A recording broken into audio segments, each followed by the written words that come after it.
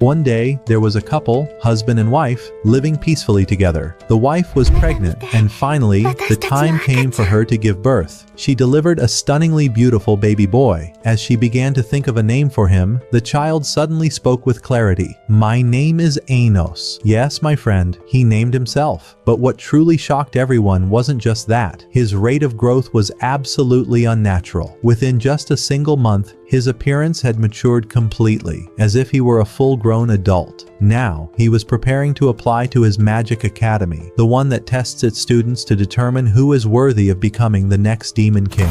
At that same moment, a girl named Misha was also on her way to apply to the same academy. As she walked, someone bumped into her, causing a letter to fall from her hand. Before she could retrieve it, Anos picked it up, read her name, and handed it back to her kindly, saying, "Be more careful with your belongings next time." And then, the two of them continued on toward the school gate. From a distance, Misha's father was cheering her on, and Anos's family was cheering as well. Though their behavior seemed a little strange, their support was genuine. While Anos and Misha were talking, a boy appeared at the school gate. He began shoving them, mocking their origins, belittling them for not being from a noble bloodline. But neither Anos nor Misha paid him any attention. They simply walked past him as if he didn't exist. That only made the boy angrier. He shouted at Anos, "I'll put you in your place. How dare you walk past me without even looking?" He began conjuring flames in his palm, preparing to attack, but with a single puff of breath, Anos extinguished the fire, leaving the boy stunned. Enraged, the boy screamed again, trying to use all his magical power to kill Anos. But our hero simply raised a hand and said, "Stop shouting."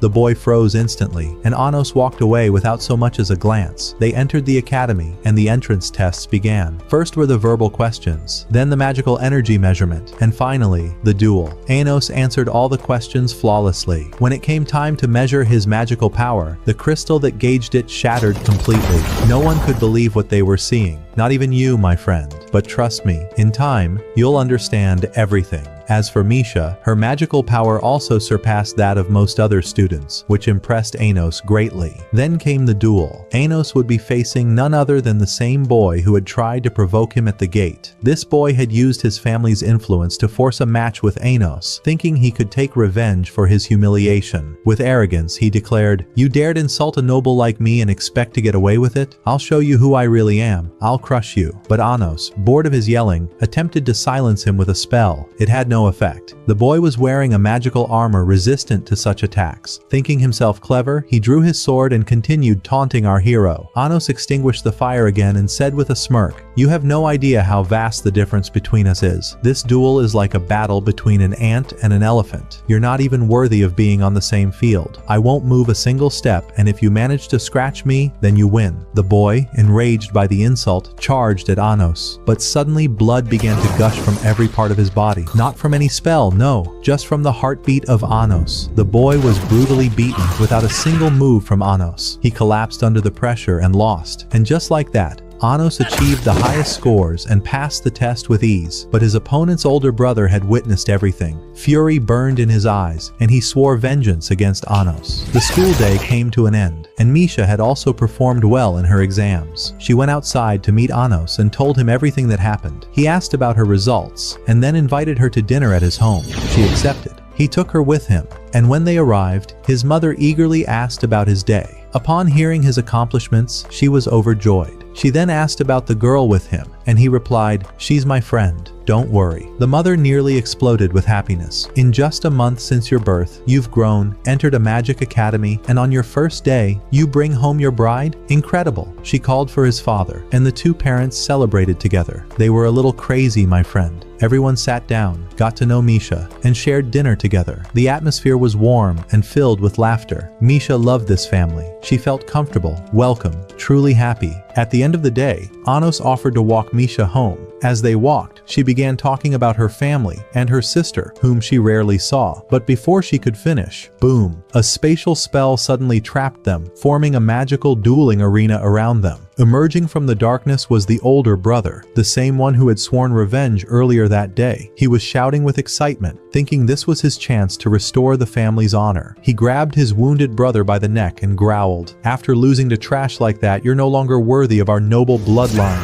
And with that, he hurled him aside. He then turned to Anos with burning fury and ordered his underlings to attack with magic. But imagine this, my friend. They couldn't even touch him. Anos activated his demon eyes and destroyed their spell effortlessly. He looked at them mockingly and said, "You really thought I'd fall to clowns like you? Come on, give it everything you've got. Maybe you'll join your brother soon." The older brother, now consumed with rage, gathered all his magical energy and roared, "This is Demon King class power. It will obliterate anyone in its path. Now, die and disappear." But suddenly, boom, Anos stood there, perfectly fine, and said, "Nice power. It might affect anyone, except its owner." Then he added, "And since you've caught my interest, here, have this." With that, Anos unleashed a special spell that resurrected the younger brother. As a zombie, he infused him with even greater power than before and said, "Go get your revenge, little brother." The revived younger sibling leapt at his older brother, screaming, "Why did you kill me? I'll finish you myself." The older brother tried to resist, to fight back, but he was powerless. Blinded by revenge, the younger brother attacked relentlessly. They remembered their final moments together and died side by side. But do you really think Anos would leave it at that? No, my friend.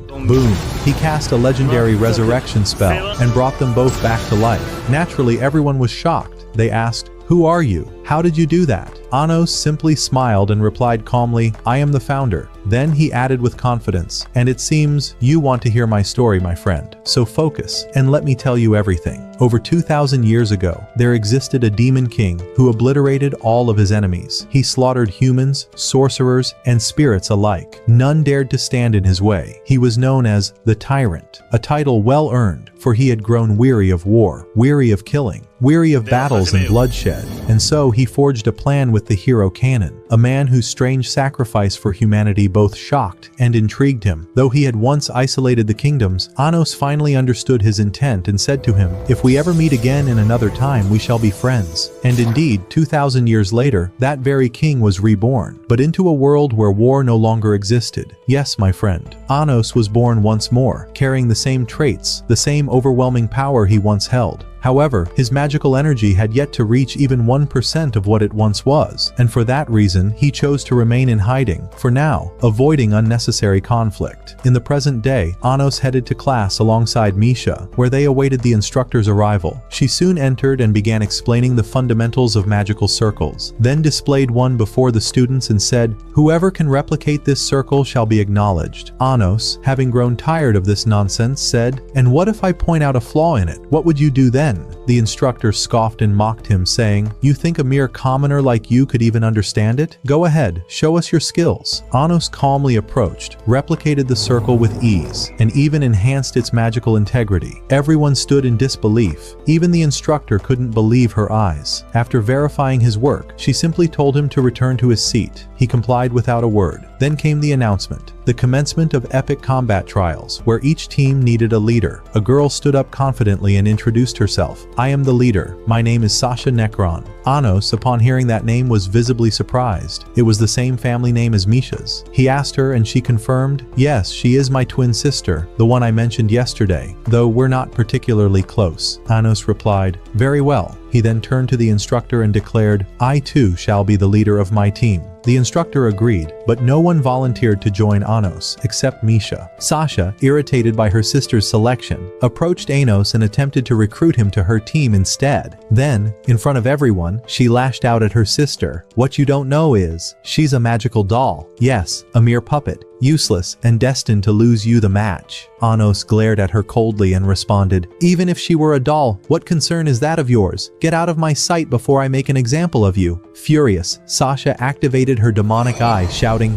"I'll show you who I really am." But Anos too activated his own demonic eye and crushed her power in an instant. "Know your place, girl." He turned and walked away. The students were left speechless. Sasha, the class star, had just been humiliated by an ordinary boy, one not even of noble blood. The school day ended. As Anos and Misha were heading home, Sasha appeared at the gate. She said, "You've caught my attention. Let's duel. If you win, I'll join your team and serve under you. But if I win, you'll join mine and follow my every command." Anos replied with calm confidence, "Agreed, just don't come crying later." "Deal." she answered. The match was set. Both teams gathered in the forest and confirmed the rules. Each team would build a fortress, and the first to destroy the opposing team's fortress would be the winner. Sasha and her team began constructing their pristine white fortress, pouring their efforts into its design and defense. Meanwhile, Misha crafted the main fortress and placed 3 decoys to confuse the enemy about which was real. Sasha, on the other hand, fortified her fortress with magical barriers, hoping to block Anos from direct entry. But as her team discussed strategies, Anos appeared, right in the middle of the field, walking forward with unshaken confidence, as though the barriers were meaningless. "Does this idiot really think he can walk through the barrier?" one of them whispered. But they didn't know who they were dealing with. Anos, demon king of tyranny. Without pause, he grabbed the magical barrier, shattered it with his hand, lifted the entire fortress effortlessly with one arm, spun it in the air, and hurled it away, destroying it completely. Sasha and her team were stunned. What is this overwhelming power? Are we about to lose?" Sasha shouted. "There's only one option left. The legendary magic cannon. Nothing can withstand it. But we've never succeeded in activating it before," someone warned. "This time we will. Trust me," she insisted. They gathered all their magical energy into the weapon. Sasha focused hers into her eye and launched a devastating magical blast, one that bent the very fabric of nature and aimed straight at Anos. He smiled. "Impressive. Now, try this." With a mere flick of his finger, he obliterated everything. The blast, the barriers, the remaining fortresses. Nothing remained. He walked up to Sasha and asked, "Still want more?" She gasped, exhausted. "No, I lost." Misha ran to her sister in concern, but Sasha pushed her away. She then looked to Anos and said, "Fine, we're part of your team now, but don't think you're better than me just because you won today. Tomorrow my power will grow. Once I fully master my eye, I will defeat you." Anos smiled. "Sounds good. In fact, I like your eye. I'd love to see how much stronger it becomes." Sasha's face turned red, her cheeks flushed. She seemed to be falling for him. Later that evening, they returned home. Anos's mother could hardly believe it. "So, yesterday you brought home a bride, and today another one? Your father couldn't even pull that off." They sat together, ate dinner, and the mood was joyful and full of laughter. At the end of the day, Sasha reconciled with her sister Misha, and the two returned home together. Anos escorted them, and both girls were glowing with happiness. The next morning, they returned to school. Today's lesson was to explore the Demon King's castle. But before the class began, one of the 7 generals entered the room. His name was Melheis. The instructor quickly warned Anos, "Do not cause any trouble with Melheis. He does not tolerate foolishness." Anos replied, "Understood." Melheis entered, greeting the students. "Greetings everyone," but Anos responded directly, "How are you? It's been a while." The instructor nearly fainted in panic, immediately apologizing. But Melheis ignored her and asked, "What do you mean?" Anos said, "You don't recognize me?" He stepped forward, touched Melheis's head, and cast a spell. "Your memory's been erased, hasn't it?" He then released him and returned to his seat. Melheis felt something strange about Anos, but resumed teaching. He introduced the class to a special kind of magic. After the lesson, Anos approached him and asked, "How could you forget your master's name?" Melheis replied, "Something happened 2,000 years ago. I lost my memories. Today, I know only one demon king, Avos Dilhevia." Anos understood. The truth had been tampered with. History had been rewritten. He said, "Very well, Melheis. We'll continue this conversation later." And indeed, the instructor arrived and presented Anos with the leadership badge. A new mission had been entrusted to him inside the demon castle. He immediately gathered his team, Misha and Sasha, and together they stood before the castle gates. There, the instructor was waiting to explain the mission details. She said the castle was filled with treasures and weapons, something out of a dream, and that everything they found inside would carry great value and earn them the highest grades. Yet the most precious item in the castle was the Demon King's scepter, whose location had remained a mystery to all. Everyone grew excited at her words and rushed inside to gather what they could. Everyone except Anos, who stood still, completely calm. With unwavering confidence, he said, "This castle is mine to begin with. Follow me." No sooner had he spoken than someone stopped him. "Where are you going? We've hit a dead end." But Anos instantly broke through it and declared, "This is the secret path to the chamber of the scepter and the treasures." They followed him without hesitation, walking behind him through a green garden so beautiful it pleased the eye, prompting one of them to ask, "How does sunlight even reach here?" But there was no time to stop. Finally, they reached a door, opened it, and there stood the scepter. towering and proud before their eyes. Afterward, Anos took Misha aside and entered a private treasure chamber with her. She had earlier told him she wanted to get a gift for her sister Sasha's birthday, which was the very next day. She found an enchanted, legendary fire dress, took it at once, and went to surprise Sasha with it. Sasha was thrilled and overjoyed. As for Anos, he let her take whatever she wished and entered another room to search for something else. But when he came out, he found Sasha had stabbed Misha in the chest. She was on the brink of death, and Sasha was laughing. It was clear she wasn't in her right mind. She looked at Anos and said, "She deserves this. That doll must die by my hands. And now that I have the scepter, leave immediately, or you'll all die in moments." As she tried to leave, Anos stopped her. "Leaving this easily? Stay right where you are," Sasha threatened him. "If you don't let me go now, not only will you die, but you won't even make it in time to save her." He replied, "Die? I healed her the moment I saw what happened. Now tell me, why did you do this?" He knocked her to the ground and Sasha fell. Misha regained consciousness and unexpectedly approached her sister to see what was wrong. But Sasha lashed out at them, grabbed the scepter, and ran out. Anos turned to Misha and asked her to explain what was happening. She began to tell the full story so that no misunderstanding would remain. Sasha never had a sister. Melheis had performed a cloning spell, creating a duplicate of her. I am that duplicate. I lived in a different body, led a different life, grew stronger, but we were destined to die at the age of 15 and merge into one being, one with extraordinary abilities. I always knew this day would come, that I'd vanish from this world. But during the little time I had,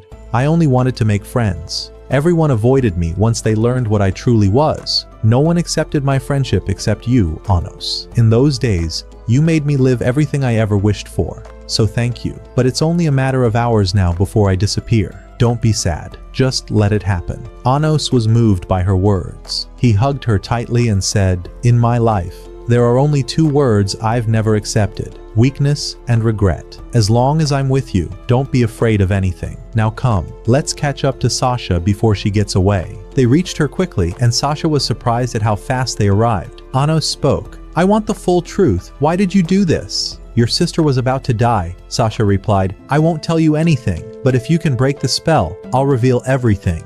She threw the scepter aside and began to sing. She spun through the room, performing a powerful enchantment that stunned Anos with its brilliance and precision. When she finished, Misha was standing on the other side. In that moment, Anos understood everything. Yes, he realized that Sasha loved her sister more than anything in the world. She had done everything to make her hate her because the spell required one condition: the other body must be seen as the original, and the fusion would occur in that body. Sasha wanted her beloved sister to be the original, so she herself would vanish from existence. But for that to work, Misha had to hate her. That's why Sasha insulted her, humiliated her, pushed her away, day after day, just to make her hate her and ensure her survival. Sasha completed her spell, joyful and broken at once, thinking this was their final goodbye. But the spell failed, because Misha, despite it all, still loved her only sister. She said, "Even after everything, I know exactly what's in your heart. I'm not angry with you." Sasha broke down in tears. "Why? I decided to die and let you live,"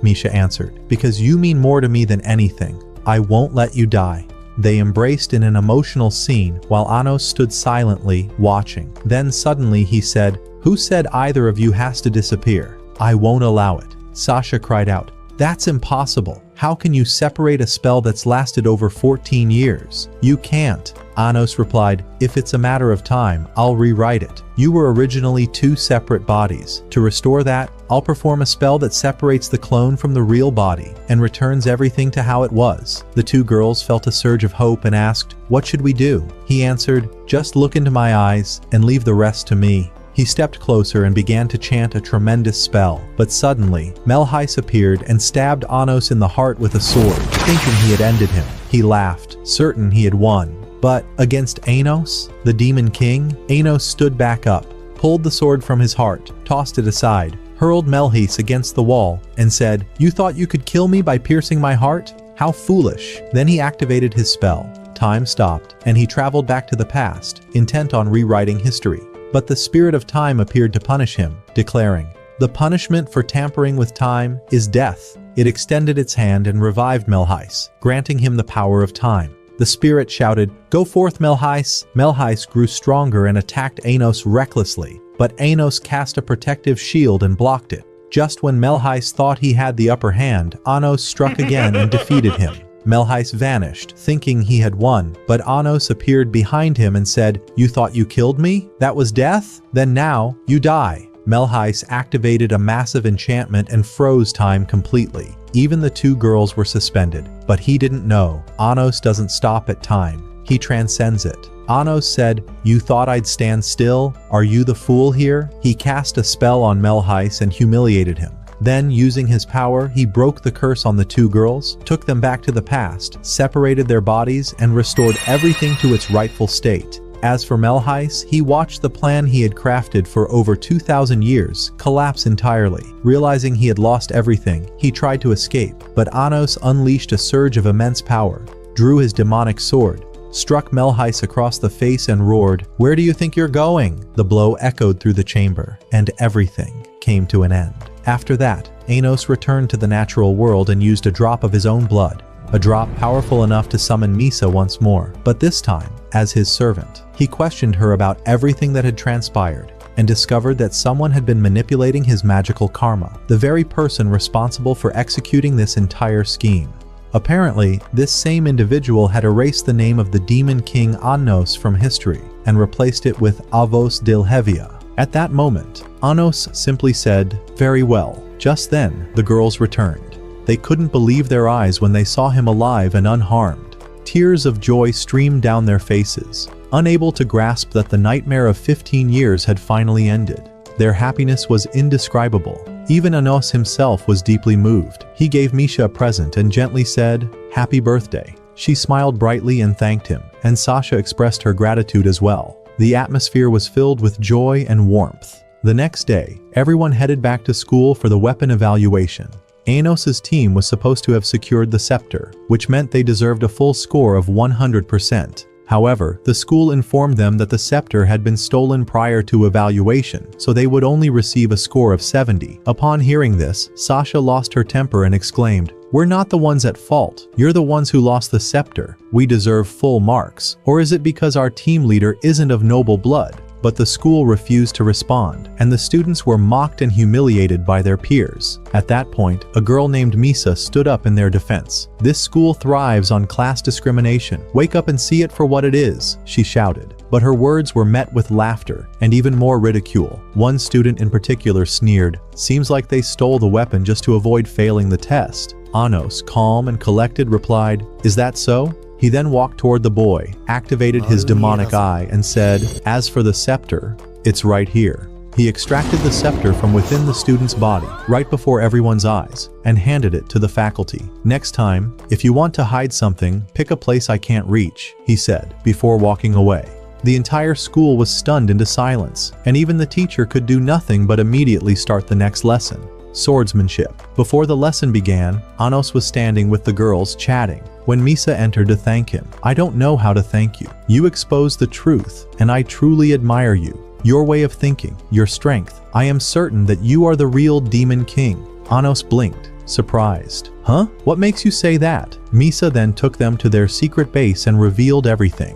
The place was known as the Anos Fan Union, a gathering of students who considered him their rightful king, no matter what the world said. She led him upstairs and showed him a broken half of a sword. It was a gift from her father, a noble demon who had abandoned them because he had fallen in love with a spirit. Her mother was not of pure demon lineage, and ever since then, he vanished without a trace. Because of her mixed blood, Misha was treated as an outcast at school, just like many others. That's why she pleaded, "Please, let us join your team. Let us stand under your banner." Anos admired their resolve and said, "Very well, but you must prove to me that you're worthy to stand by my side." They all agreed enthusiastically, their spirits burning with determination. Swordsmanship class began. Each student was tasked with pulling a sword from the earth, swords infused with powerful energy that only those with advanced swordsmanship could lift. Misha and Sasha struggled, unable to move a thing. Anos simply laughed at them. Sasha snapped, "What are you laughing at? You haven't pulled anything out either." He smirked. "You think I'm the one who should walk to the sword? "Come, watch this." And just like that, the sword emerged from the ground on its own and flew into Anos's hand. The students and teachers stood in shock at his power. At that same moment, another student, Ray, succeeded in drawing his own sword as well. The instructors approached to evaluate their skills, but before they could proceed, Anos and Ray easily defeated the magical emperors who had been observing them from afar. Afterward, they exchanged names, sensing an unspoken rivalry between them. Ray, instead of joining the team of nobles, walked straight up to Anos and declared, "I want to be on your team. I want to be one of you."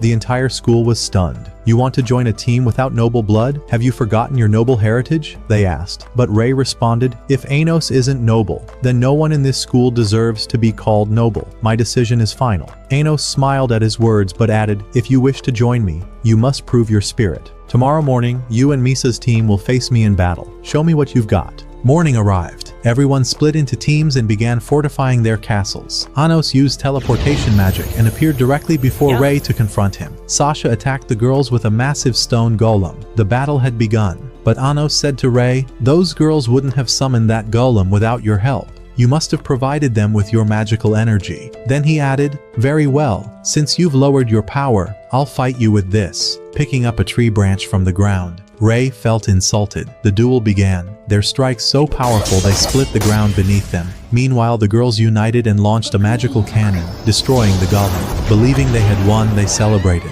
But the fight was far from over. Suddenly, Misha appeared behind Sasha and struck her down, nearly defeating her. Ray advanced to end it, and the golem, along with the girls inside, regained consciousness. It looked like they were heading for defeat. But imagine losing? In your dreams, Misha rushed to her sister's side and together they unleashed a joint attack, a whirlwind of magic that shook the entire arena. The sheer force sent everyone flying, brought down the golem, and secured victory for Misha and Sasha. As for Anos and Ray, their fight continued. The battlefield had transformed into a visual spectacle. Anos attacked while Ray defended, the tree branch in his hand, now a weapon capable of crushing tanks. Both were thoroughly enjoying the battle, pushing each other to their limits. In the end, Anos emerged victorious, and Ray's team was declared defeated. Despite the loss, Anos welcomed Ray and his allies into his team. Their joy was overwhelming. The arsenal of the Demon King had grown, and greatness awaited them. At the end of the day, Anos took them all home. His mother was especially overjoyed. Finally, there was a boy among the guests. They celebrated together in peace and happiness. Meanwhile, Ray and Misha stepped outside to talk. She thanked him for supporting them and joining their team. He thanked her in return, grateful she had accepted him as their leader. The atmosphere was perfect. After that, Ray asked Misha about her origins, only to discover that she was half spirit, half demon. He was deeply surprised and said to her, "How are you able to maintain your energy like this, despite being half spirit?" But Misha didn't quite understand what he meant, so he told her, "No worries, just take care of yourself," and walked away. It was clear he meant something more by those words. The next day, their teacher announced the start of the Magic Sword Tournament and informed the class that 2 students would be selected to participate. The first was Ray, the unrivaled genius of the blade, and the second was Anos. She added, "Bring us victory, Ray. Make us proud." Anos barely showed any interest in the teacher's words, but he sensed something suspicious. Why would the school choose someone unqualified and of non-noble blood to participate in such a prestigious tournament? And why, out of all people, did they choose him, the very student who'd given them a hard time before? Meanwhile, Anos discovered the location of one of his former generals, named Ivis. Upon seeing him, Ivis collapsed to the ground, weeping with joy. "I can't believe you're alive again, my lord. You've done what no one else dared to do." Anos interrupted him, saying, "Forget the tears and get to the point. How do you still remember me?" Ivis replied, "After you allowed the hero to kill you and erected the barrier between demons and the other races, I was outside the demon kingdom, wandering. Because of the barrier you created, I was trapped in that forest for 100 years. After the century passed, I had to sacrifice a large portion of my magical energy to cross the barrier and return. But when I got back, I found that history had changed. Your name had been forgotten, and everyone believed Avos Dilhavia was the true demon king." Anos said, "All right, I've been asked to take part in the sword tournament. Do you know anything about it?" Ivis answered, "Honestly, no, but I advise against participating. It could very well be a trap." Anos sensed the warning and asked Ivis to gather more information. Then he rushed home, where he found Misha waiting with a meal she had prepared. She seemed to have started recognizing him as her husband. Even Anos's mother was overjoyed that Misha had made the food. The atmosphere was warm and cheerful. As for his father, he had already left to forge a special sword for Anos, before even knowing his son would enter the tournament. Incredible. Judging by his mother's expression, it was clear she already believed Anos would compete. The next day, Anos took Misha out for a stroll to thank her for the delicious meal. Misha walked beside him, beaming with joy. They entered a small shop and Misha said, "This place is called the Treasure of Memories. Here, finely crafted artistic pieces are sold for an incredible amount of money." She even pulled out a miniature replica of the dinner table they sat at last night, clearly thrilled. The shop owner was impressed and said, "Your latest piece will sell for a great price. Please keep making beautiful works like this." But Anos turned to Misha and said, "How about I give you a piece of art no one could ever replicate?" She smiled and said, "Go ahead, my love." Anos focused his magic and crafted a tiny replica of the entire city, perfectly detailed and no larger than a small ball. The shopkeeper was shocked. "I'll buy it. Take the whole shop. Just sell it to me." But Anos refused and left with Misha. He then turned the miniature into a ring, slipped it onto her finger and said, "This is my gift to you for that delicious meal. And if you ever want to see the city again, just look through it." Misha was overjoyed with the gift. They later went to a restaurant, where Ivis appeared in disguise as a cat, and informed Anos of the information he had gathered. He confirmed that Avos de la Via was indeed participating, and warned him again that this could be a trap. Anos took the warning seriously. He and Misha then went to the hospital and found Ray there. When asked why he was visiting, Ray said, "It's nothing. My mother is sick, and I came to see her." Anos replied, "If she's unable to move, let me help. I can heal her completely." But Ray answered, "Even you can't help her, Anos." He walked away, visibly saddened. Anos sensed something strange and asked Ivis to investigate both Ray and his mother. There had to be a secret behind them. Days passed, and the tournament day arrived. Anos showed up with his mother, who was beyond proud and excited to see her son compete. His father was still working on the sword and likely wouldn't finish in time. Ivis arrived and informed Anos that Ray's mother had spirit disease. Her body was deteriorating and vanishing, and no one could save her because she was half spirit, half demon. Her end was near. As for the tournament, everything seemed to be going according to plan, but it was likely a trap. Anos understood the message and decided not to compete to avoid falling into the trap. The first battle began and Anos was supposed to fight, but he never entered the arena. Everyone started insulting him, calling him a coward who fled the battle. His mother was deeply hurt and shouted, "Anos is no coward. My son is kinder and braver than any of you, and I know he'll fight." At that moment, his father arrived, injured but carrying the sword. "Sorry I'm late," he said, "but I forged this sword with my own hands. I hope you like it." Anos was moved and told Misha,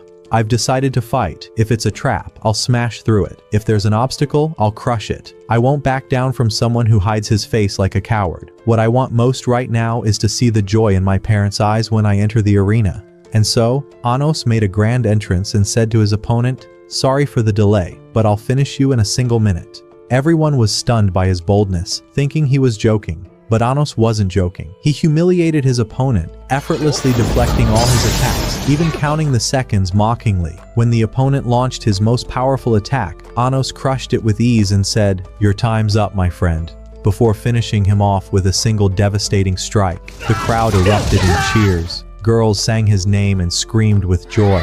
His parents were overflowing with pride. Even the defeated opponent asked, "How did you beat me with such a weak sword?" Anos replied, "This sword was made by a great blacksmith. You can see his effort and pride in it. It's a blade forged with pure love. Naturally, it's far stronger than yours." His father overheard those words, and tears of pride welled up in his eyes. The people around them whispered, "Who is this legendary blacksmith?" As for the teacher, she was furious, because Anos had just defeated her little brother. It was clear she didn't wish him well. After the match, Anos sat down in the waiting area. Misha congratulated him on his crushing victory. Then they watched Ray take the stage and easily defeat his opponent. Ray walked into the waiting area, visibly angry. Anos asked, "What's wrong? You seem furious." But Ray didn't answer and said bluntly, "I want you to give it your all, because I've decided to kill you." Anos smirked and replied, "Perfect. Show me what you've got. Rei attacked with his sword, but Anos blocked it with his bare hand. When he struck Rei in the chest, Anos sensed something strange, and Rei quickly withdrew his blade and fled, raising Anos's suspicions. He suspected Rei was being threatened or watched, and his mother was somehow involved. Both fighters continued to win their matches until they reached the final round, scheduled for the next day. Anos left with Misha to visit the hospital where Rei's mother was. Meanwhile, Anos's mother decided to hold on to the sword to deliver it to him during the final match, knowing that a single loss would eliminate him from the tournament. Anos agreed and left a few guards with her for protection, then headed off to the hospital with Misha. When they arrived, they saw Rei's mother nearing the end. Her body was on the verge of vanishing, having reached the final stage of the spirit disease. Her form could disappear at any moment. At that time, Misha didn't understand what this illness was, so she asked Anos about it. He explained, "This disease affects souls that have lost their legacy. There is no cure for it, unless the mother awakens and regains her heritage. But right now, she isn't speaking, and it's hard to get anything from her."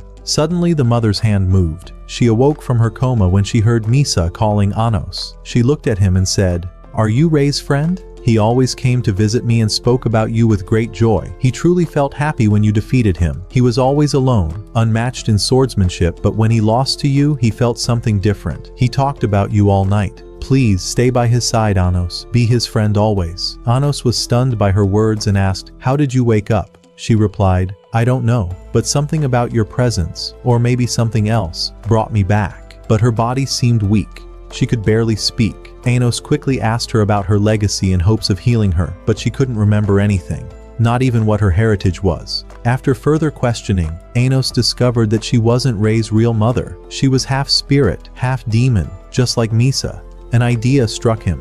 He stepped closer and performed a dangerous spell that linked the core energies between Misha and the mother to restore her vitality. The spell was extremely risky and could kill them both, but Misha, knowing this, chose to sacrifice herself. She agreed to perform the spell, even if it cost her life. At the same time, Anos's mother was walking home with the girls when suddenly that teacher appeared. She approached Anos's mother, demanding the sword. The mother refused, saying, "This is Anos's sword. I must keep it safe and give it to him tomorrow." The teacher replied, "I know, and that's why I'll take it by force and make an example out of him at school. I'll ensure he loses tomorrow." She tried to grab it, but the mother resisted. The teacher knocked her to the ground and beat her severely, breaking her legs. Then she said, "You brought this upon yourself. Since you wouldn't hand it over peacefully, I'll take it by force." She prepared to strike the final blow, but the girls intervened, using their magic to block the attack. The teacher didn't stop and kept attacking with brutality. The girls didn't give up.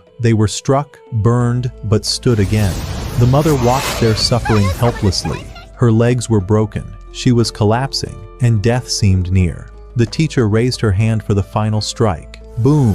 Anos appeared, blocking the attack.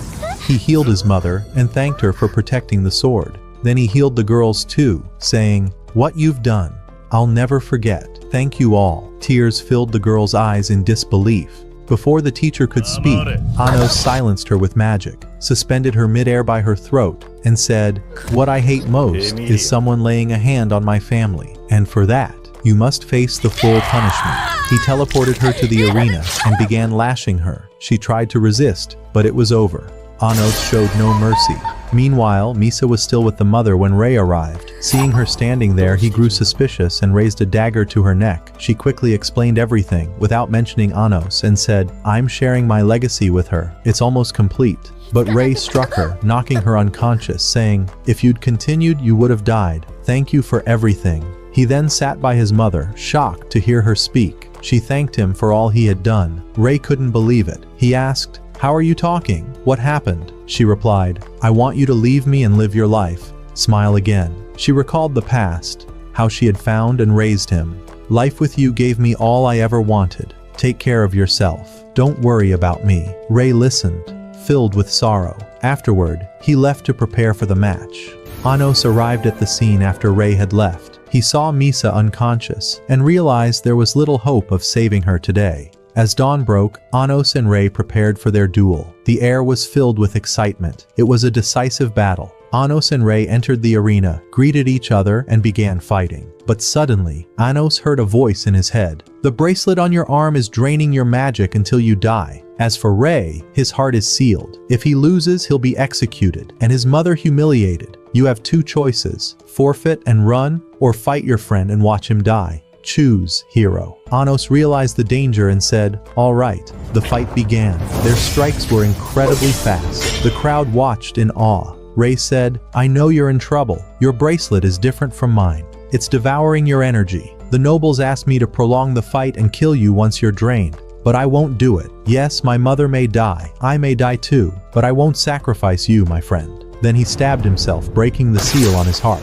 "I have less than an hour to live. Let's fight seriously and see who's stronger, my friend." Anos was moved. "Well done. That's what I expected from you. Forget everything. Focus on the fight. I'll give you the thrill you deserve."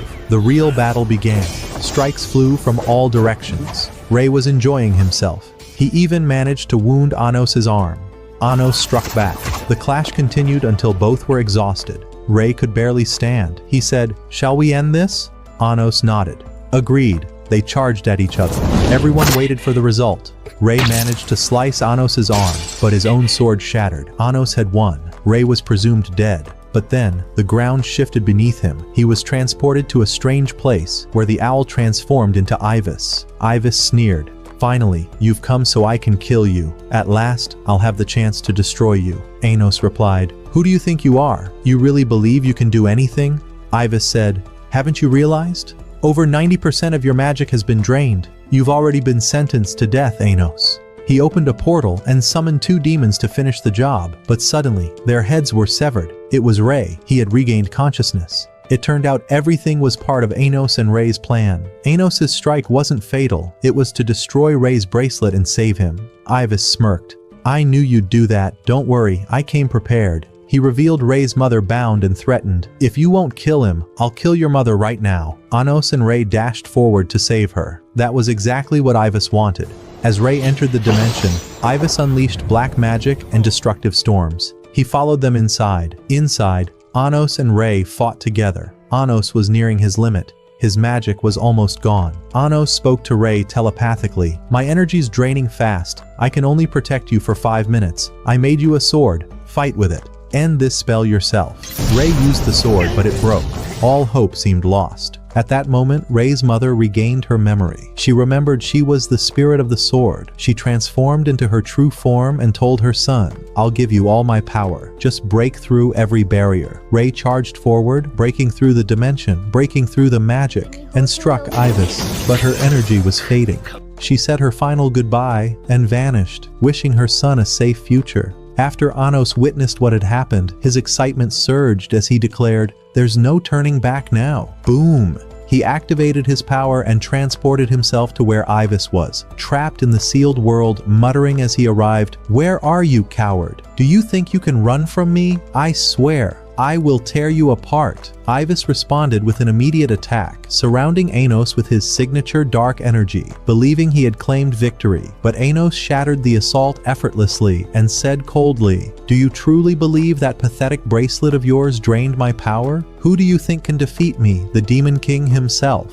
Boom! Anos unsheathed his sword and launched at him, while Ibis desperately retaliated with all he had. But it was already over. His fate was sealed. Anos struck a blow that severed Ibis's leg and sent him crashing to the ground. Ibis attempted a counterattack but failed, and Anos delivered a decisive strike to his head, ending the creature that had possessed him.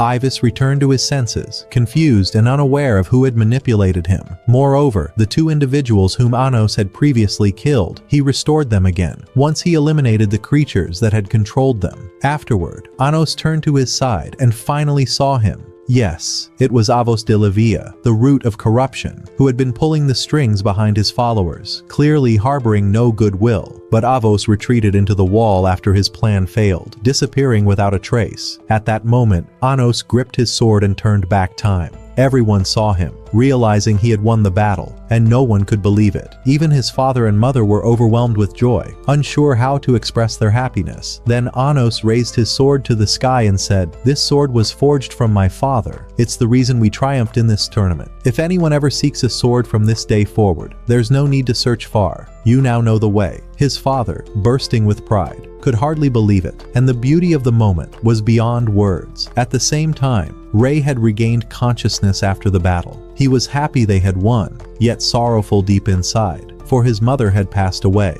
As he prepared to open his scar, Anos suddenly resurrected her and said, "Get up, man. Didn't I tell you I'd make her strong as a stallion? Did you forget who I am?" Rei, overwhelmed with joy, couldn't believe it and ran to embrace his mother tightly.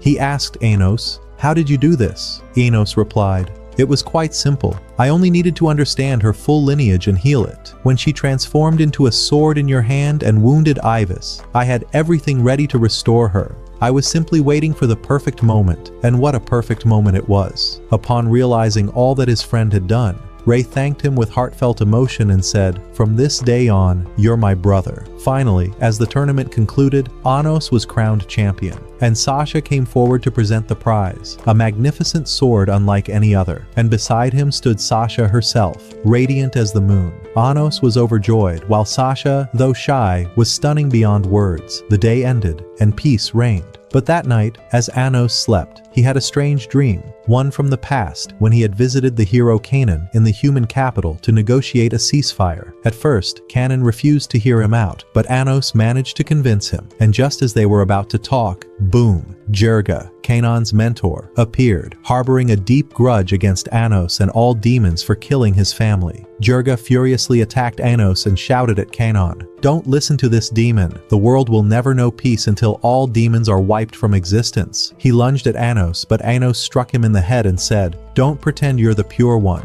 You people killed my mother when I was a child." Then he turned to Kanan and said, "If you still wish to talk, I'll be waiting in my castle," and vanished. Kanan rushed to help Jirga, but it was too late. Jirga's hatred remained unquenched, and he swore vengeance on Anos and all demons, setting into motion a future plan to annihilate them all. And now, focus. What's past is only the beginning, and what lies ahead is on a whole new level. The next day, Anos woke up and headed to class with the girls. The academy had changed drastically since Anos had destroyed it. A new instructor arrived and informed them that they were now required to participate in a joint training exercise with the human realm, specifically with the Hero Academy of Kanan. Within 3 days, they would depart, and they had to master teleportation magic within just a week. Anyone who failed wouldn't qualify for the tournament. Everyone agreed, and she began explaining the method, but as always, Anos suggested a superior approach, astonishing everyone again. With only 3 days remaining before the tournament, Anos and his team began training to surpass the Hero Academy students. Since Anos didn't need any training himself, he merely supervised, teaching them combat, weapon mastery, and all the skills they needed until the day of departure. Before leaving, Anos spoke to Ivis and asked him about the Hero Academy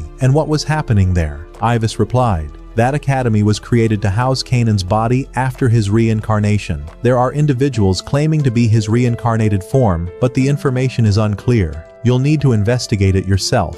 Anos responded, "Understood," and began preparations for departure. Students from all years, 1st, 2nd, and 3rd, gathered and formed strategies to reach the academy quickly, unaware that Anos didn't require any of it. Boom! In a single instant, Anos used teleportation magic and took them all there.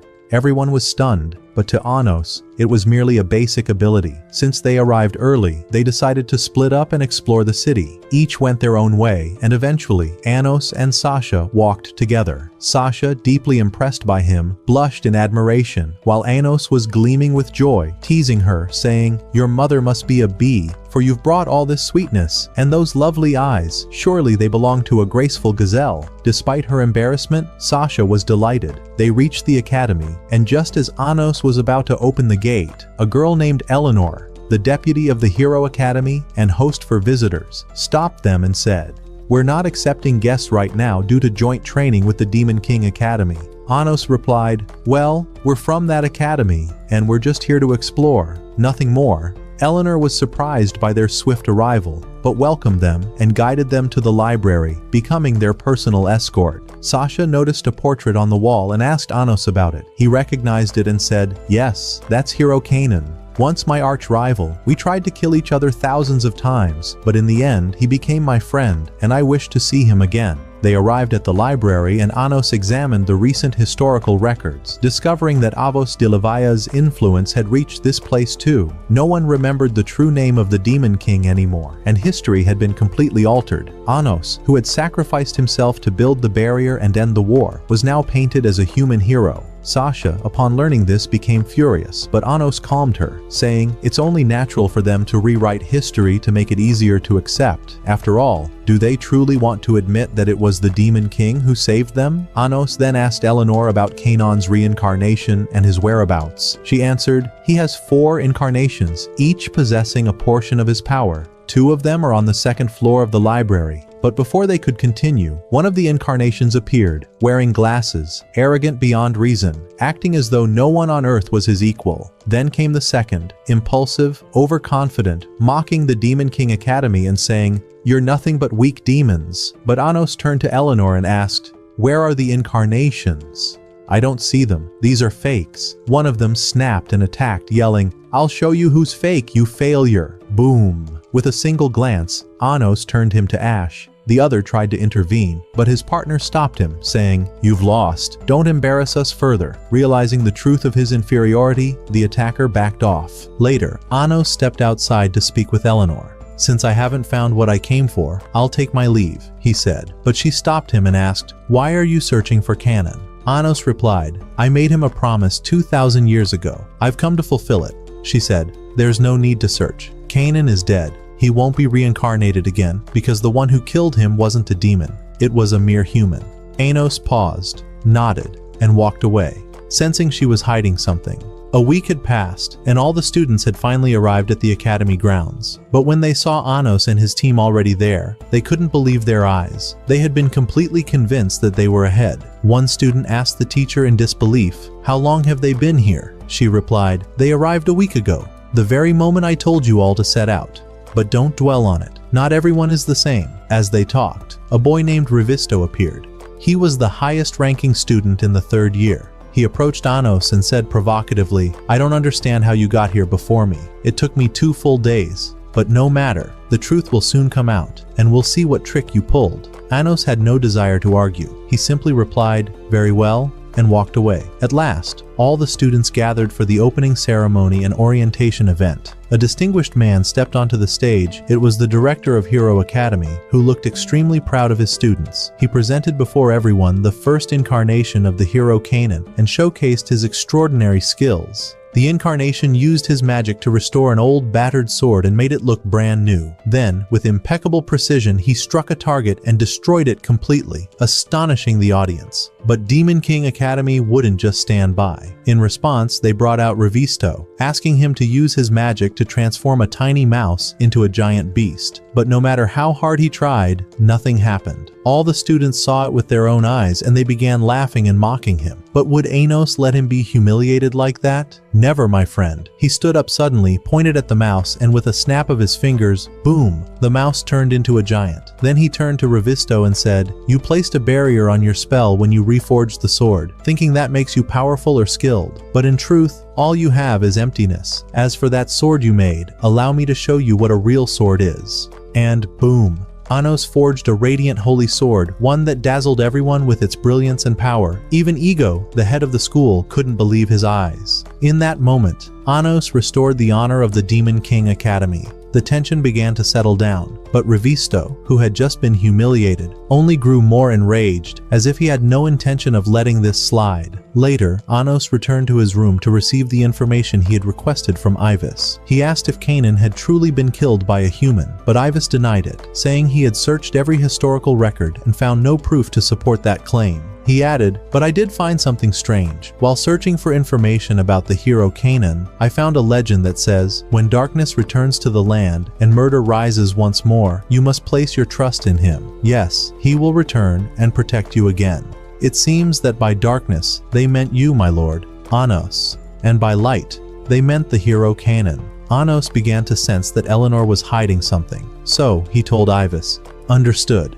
That evening, he went out for a walk with the girls. The mood was wonderful. Meanwhile, Ray and Misha were walking together as well. Ray thanked her for sacrificing herself for his mother before. She replied, "No need. Don't trouble yourself over it."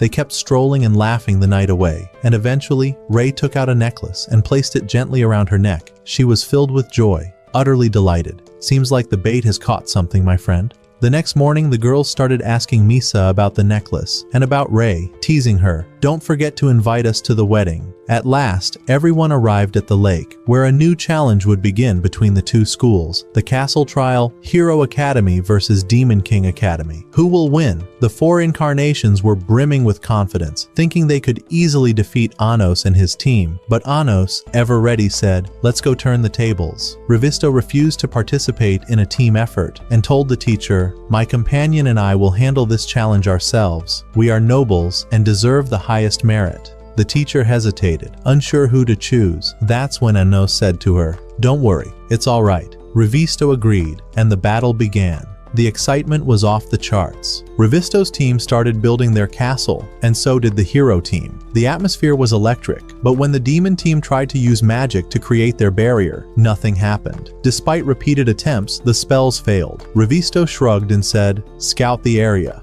As they began, the four incarnations appeared and struck them with powerful magic, knocking them out one by one. Everyone was laughing, mocking them, completely confused as to why their magic wasn't working. That's when Anos realized the truth. The lake water wasn't normal, it was infused with holy water, which meant that demon energy was sealed when used. The hero team foolishly took advantage of this and launched a reckless attack. Revisto's team, unable to defend themselves, was utterly crushed in shame. From afar, Ego watched in cruel satisfaction, humiliating the teacher, who now feared for her students. She begged him to stop the challenge, but he refused, saying, the test has only just begun. We haven't even started. Ano stood up and said, don't worry. He used his power to retrieve the team from the water, but they were in terrible condition, wounded, broken, utterly defeated. Ego was pleased, and when the teacher tried to heal them with magic, the holy water made it nearly impossible. Anos approached Revisto to heal him, but Revisto refused at first and apologized for not listening. He said, I know I don't have the right to ask you for anything, but please, avenge me.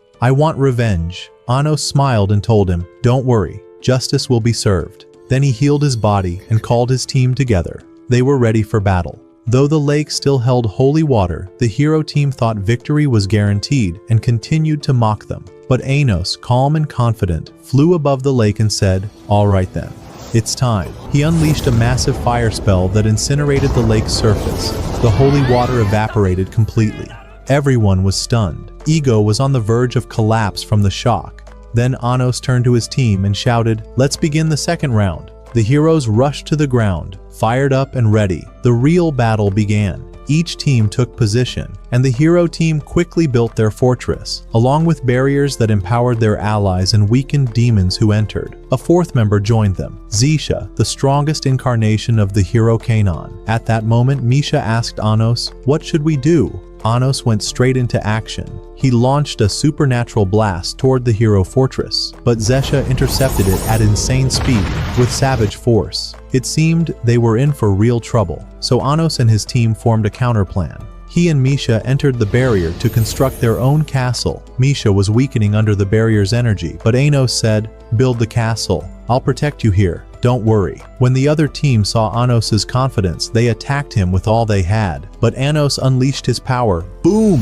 Everyone flew back and crashed. The castle was completed. Anos then assigned each member to face an incarnation in individual battles. Sasha faced one of the incarnations and stole his magic ring. He grew furious, trying to get it back with all his strength. She dodged every strike, reading his every move. Enraged, he drew his sword and landed a hit, retrieving the ring and using it to create a massive barrier trap around her. He smirked, thinking victory was his, but suddenly he collapsed, bleeding from every direction. In panic, he asked, what did you do to me? Sasha smiled and replied, did you really think you'd take the ring that easily? Now, taste a little torment. The boy couldn't believe what was happening. He shouted, you'll stay trapped inside these barriers forever. But do you really think that would happen, my friend? Impossible. Suddenly, Sasha activated her demonic eyes and finished him off. She then shattered all the barriers, thus eliminating the first of the 4 remaining incarnations. Now, let us move on to the next battle, Rei and the boy accompanying him. At that moment, the boy had activated gravity magic against Ray, rendering him completely immobile. He arrogantly declared, "You are now trapped within a magical domain. There's nothing you can do. Surrender, my friend, and let me slice through your body with these blades." The wound caused by this sword never heals. He boasted proudly, certain that victory was near, until Ray, unfazed, calmly severed his arm and mocked, "You really think your gravity magic can bind me? That might work on your mother, but not on me. And by the way, this sword of yours looks rather interesting. Let me give it a try myself." Shocked by his severed arm, the boy quickly regenerated it using his own powers and warned, "This sword carries a unique curse. A demon like you won't even be able to hold it." But Ray had already picked it up, without hesitation. Not only that, he seized the other sword as well, and completely turned the tables. He looked his opponent straight in the eye and smirked. "Didn't you say the blade leaves a permanent mark? Very well, let's put that to the test." And with that, he launched a relentless assault, striking him down and leaving him sprawled on the ground. Thus, Anos' team secured their second victory. Now, only Sasha remained, a ferocious girl who fought like a beast with no mercy and no hesitation. She charged at Anos with ruthless aggression. Though she was wild and dangerous, Anos stood firm, completely in control, crushing his enemies without mercy. Sensing imminent defeat, the enemy forces resorted to an amplification spell, drawing power from the entire city's inhabitants to maximize their strength. It worked. Their strikes grew fiercer and faster, pushing Anos to his limit. One of them mocked, "Even if you were the demon king who fought the hero canon 2,000 years ago, he only had the support of 100,000 people. We, on the other hand, are drawing energy from more than 10 million citizens. This power will be your end." But Anos simply smiled. "So you think having the energy of 10 million people gives you victory? All right then. Fan club, can you hear me?" The girls responded in unison. "Yes, we hear you. Sing my song," Anos ordered. "Focus all your power on it. Let's flip this battle upside down." Immediately, the girls began singing. Their voices carried an overwhelming energy that surged toward Anos, flooding the battlefield and triggering his full power. Harnessing their strength, he lunged toward his enemies with fury, knocking them down one after another. 8 enemies against the power of 10 million. It was never a fair match. The energy surged around him. The melody filled the air, and everyone stood in awe. The enemy leader couldn't believe what he was seeing. "How? You're only 8. Where is all this power coming from?" Anos answered calmly. "Their sincere feelings, the emotions from their hearts, are stronger than the emotions of the 10 million on your side. Now prepare yourself. This is the end." In that moment, the enemy stood paralyzed in despair. Suddenly, a strange voice echoed in everyone's mind. Even the girls stopped singing. Their powers vanished. Sasha seized the moment. She gathered all her energy and charged at Anos in a reckless suicide attack, aiming only to kill him. Anos narrowly saved himself, believing the threat was over, but Sasha reappeared and exploded. Then a third version appeared, clearly holding the source of her power. Anos grabbed the energy core, attempting to understand what was going on. Just then, he heard Eleanor's voice calling out, "Come to the sanctuary, immediately. Otherwise, this battle will never end." Anos sent Misha ahead while he tried to stop Sasha and disable the spell. Misha reached the sanctuary, but just as she was about to enter, Ichika appeared. He struck her down and used holy power to drain her strength. He stabbed her in the stomach repeatedly, saying, "I won't let a single demon live. I'll start with you, and then slaughter the rest." He was about to destroy her core completely, until Anos arrived just in time. He shattered the attack, formed a protective barrier around Misha, and began healing her wounds. "I'm sorry I let you get hurt again. Please wait just a little longer," he told her. Then he stepped forward to face Ichika. "So you're the one behind all this? You're the disgusting creature who caused these battles? You use Hero Kanan's name to deceive the world just to get to me? Pathetic." Ichika, enraged, prepared to strike, but Anos didn't let him. He killed him instantly, then revived him and asked, "If you've got the time to die, then tell me, who's pulling your strings?" Ichika remained silent. So Anos revealed his transformed form and sneered, "How does it feel to become a demon? To see your filthy emotions take physical form within your own body?" But Ichika didn't care about anything except killing Anos. He cast a spell to control the girls as well, inciting chaos, forcing everyone to fight one another. Anos, unbothered, declared, "You're finished." He reached out, grabbed Ichika's power source, and erased him from existence. Then he carried Misha and headed to the sanctuary, where he met Eleanor, standing at the center of a massive magical circle. Surrounding her were millions of Sasha clones, each encased in a magical bubble. The scene was breathtaking. Anos, confused, asked, "What is happening here?" Eleanor began to explain, I am not human. I am a magical spell, created by a human who wanted to eradicate demons. But if you truly wish to understand, you must free me quickly. Ichika has cast a detonation spell on all the students at the academy. I have to stop it immediately.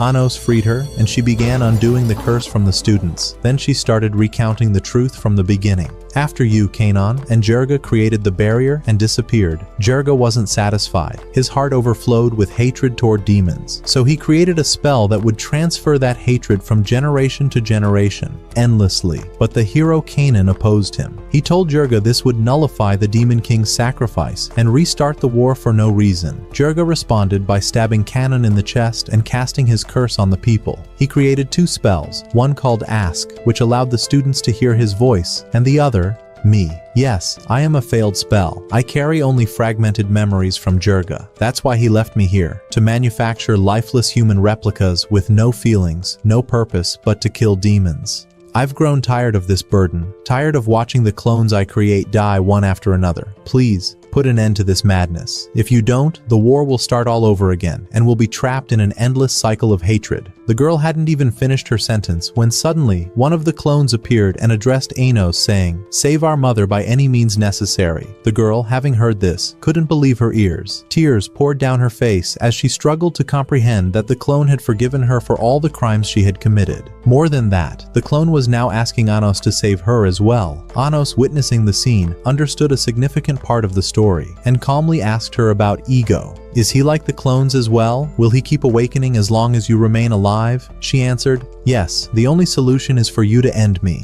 But before he could reply, Ego appeared in the area, flanked by a group of equally exhausted guards. He had returned once again to kill Anos. And suddenly, as everyone was distracted, 3 of the high-ranking demons burst into the scene. Yes, they were the last 3 remaining demon emperors, the ones under the control of Avos Dilhevia. They had come seeking the holy sword of the hero Kanon. Ego knew that no one could draw that sword, but Avos had already done so. Exploiting the chaos and destruction caused by Anos, he stormed into the place and drew the sword effortlessly. Those around him tried to stop him, but it was in vain. He crushed them all and vanished in an instant. Thus, a global war was once again declared between humans and demons, and it seemed it would be a massacre in every sense of the word. Anos immediately attempted to chase after Avos to uncover his identity and purpose. He attacked him, but Avos deflected the strike with ease and said, I will be the one to destroy all humans and purge this world of their evil. With that, he vanished after declaring war. Anos was confused. He couldn't understand the reason behind this. Meanwhile, Ego awakened once again and began live streaming to all of humanity, announcing, The Demon King has returned and stolen the holy sword. We must destroy him immediately. At the same time, the 3 remaining emperors allied with Anos declared a state of war against the humans and ordered all the forces of the Demon Kingdom to unite and prepare for the upcoming battle. Everyone was thrilled and ready to fight, unaware of what they were truly heading into. Anos and the emperors united to stop the impending catastrophe and began assigning tasks. Misha and Sasha were tasked with halting the soldiers without killing them. The 3 emperors would engage the 3 emperors loyal to Avos. As for Anos, he declared, I will confront Avos Dilhevia myself and uncover who he is and what he wants. Meanwhile, Rei and Misha had their roles as well. They would cut off the soldiers' advance and stall their movements. But before leaving, Rei approached Misha and confessed his feelings to her. Then he took the necklace from around her neck, a 2-part pendant, and wore one part, leaving the other with her. It was a direct marriage proposal. He told her, I don't know what I'm about to face or how this will end, but I promise you I will return, Misha. The girl was overjoyed, though she didn't fully understand his words. And so, the battle began. The demon army reached the borders. Misha and Sasha stood like a barrier in their path, stopping them from advancing. Likewise, Rei and Misha halted a large portion of the enemy, letting no one pass. As for Anos and his group, they began fighting without mercy, pinning down soldiers and restraining their movements. The 3 emperors under Avos, overwhelmed by the situation, charged into battle. Now, only Anos and Avos remained. In the clash, Avos and the 3 commanders with him attacked the emperors on Anos' side and defeated them. Once freed from their control, Anos continued toward the castle where Avos was expected to be, but he wasn't there. At the same time, Misha contacted Anos and informed him that Rei had disappeared from beside her, and she no longer knew his whereabouts. Doubt crept into Anos's mind, and he rushed to the location he suspected. There, he found Avos, using a barrier that blocked sound and sight, as if plotting something sinister. Suddenly, Avos drew the holy sword and launched an attack on Anos, who quickly blocked it. During the battle, something glimmered on Avos's chest. Anos grabbed it. It was the same pendant Rei had taken from Misha. And then, the truth came to light. Anos called out, "Hero Kanan." It turned out that Rei was in fact Kanan himself, reincarnated in Rei's body, but he had told no one of his true identity and had been planning something all along. Anos asked him, "Did you come here to fulfill your promise to me? Then why did you assume my identity and distort history? Tell me everything." Rei began to tell his story and Anos listened. He said, "After you sacrificed your life, the humans betrayed me and killed me, as you saw in Eleanor's memories. After that, I clung to life, and using the sword I wield, I kept fighting, trying to change the world so that people wouldn't hate you again. That's why I changed the Demon King's name to Avos Dilhevia, because I knew that human hatred wouldn't end unless they killed the Demon King. So, I decided to become the scapegoat instead of you. I won't let you sacrifice yourself again." Anos was deeply moved and said, "Thank you for everything you've done. But I'm sorry, no one asked you to sacrifice yourself for me. I decide my own fate, and I'll overcome every obstacle myself." Rei replied, "As a hero, I was never able to repay you. I allowed the humans to start a new war. That's why I'll sacrifice myself as it was written." Anos refused, and the battle between them began, each one determined to sacrifice himself for the other. The fight erupted. Anos unleashed his full power from the start, destroying the first of Kanan's 7 energy sources, meaning Kanan still had 6 left. Anos continued his relentless assault, destroying 3 more sources. Only 1 remained, and if Kanan were to die now, he would not reincarnate again. Anos pretended he was going to finish him off. Kanan, overcome with rage, charged Anos with all his strength, and indeed, managed to kill him. That had been Anos's true goal all along, to convince Kanan to kill him. He quickly changed clothes, donned a mask, and lowered the barrier. Everyone saw the scene and believed the Demon King had been slain by the hero Kanan, recognizing him by the sword. Anos shouted with all his might, announcing the end of the battle between humans and demons, urging everyone to return to their realms until further notice. The humans rejoiced, and the battle was finally over. Yet Kanan felt immense sorrow, for Anos had sacrificed himself once again. Anos thanked him for everything he had done and said, "Don't worry, we'll always be friends." Then, he vanished from everyone's sight as the war came to an end. Misha and Sasha, upon witnessing what had happened, were overwhelmed with sadness. Yet hope never left their hearts. They believed Anos would one day return. At that moment, both humans and demons began to retreat. Everyone except Ego. He refused to leave. Driven mad by rage because the war hadn't turned out as he had wanted, he ordered all Zisha clones to self-destruct. He was utterly furious and he shouted at them, "Do you think a grudge lasting 2,000 years is something trivial? Is this the benefit you've been waiting for? Is this false power the one meant to bury me? I will not rest until I destroy you all."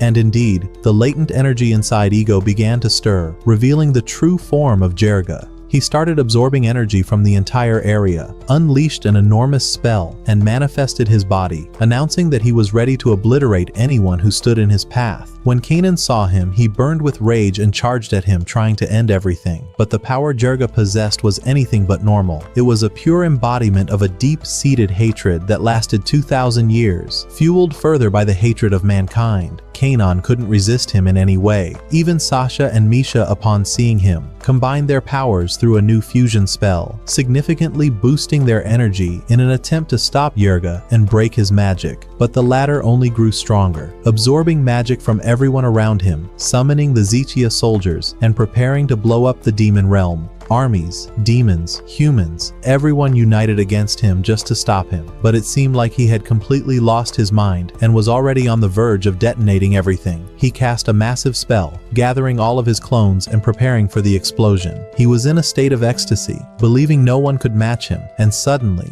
Anos appeared. With a single move, he nullified all of Jirga's magic, even across his clones. Jirga couldn't believe his eyes. Shocked, he asked, "How are you alive? You weren't supposed to awaken for another 2,000 years. Anos replied, "Yes, but my origin magic allows my being to reconstruct itself in under an hour, only if I'm struck by the same person who killed me before." Luckily, my friend didn't hold back. Infuriated, Jirga let out a mocking laugh, then suddenly activated the spell, Ask. He began absorbing the energy of the citizens, no, even their very souls. His power kept swelling, and he cloaked himself in a terrifying shield. He then said to Anos, "It's good that you're awake, so I can crush you with my own hands." He lunged at Anos, but Kanan arrived on the battlefield and shouted, "Don't forget about me, my friend. I'm still here." Anos looked at him with pride and said, "Let's do this." The two clashed with Jirga together, attacking him from every direction. They gave him no room to breathe, but Jirga wasn't an easy opponent. He managed to land a devastating blow on Anos, knocking him down and wounding him. He then began mocking him, thinking he had already won. But, do you really think Anos would lose, my friend? Of course not. Suddenly, his fan club began singing again. Their energy, born from pure love, surged toward him. Anos was enveloped in an overwhelming force of emotion. It was an explosion of heartfelt power. Jirga didn't surrender. He tried to attack them to silence the chorus. But the humans, the demons, everyone stood united against him. Because life, my friend, isn't that easy. Before he could shift strategies, Anos appeared in front of him once again, using a binding spell that froze him in place. At the same time, Kanan struck his leg from below, sending him crashing to the ground. Then, the two stood in the sky, side by side, each holding his sword. They shouted together, "Let's finish this!" They unleashed their legendary attack upon him. Jirga gave everything he had to block it. But do you think it worked? No, my friend. Boom! Their strike pierced his defenses and everything he had crumbled. And thus, the battle that lasted 2,000 years ended with an unforgettable, legendary conclusion. Anos and his companions were overjoyed. No one could believe what had just happened. Misha and Sasha ran toward Anos, tears in their eyes as they embraced him, overwhelmed with joy. Kanan and Misha were also present, celebrating together. Everyone gathered in the demon realm to rejoice. Anos's father and mother stood in stunned amazement.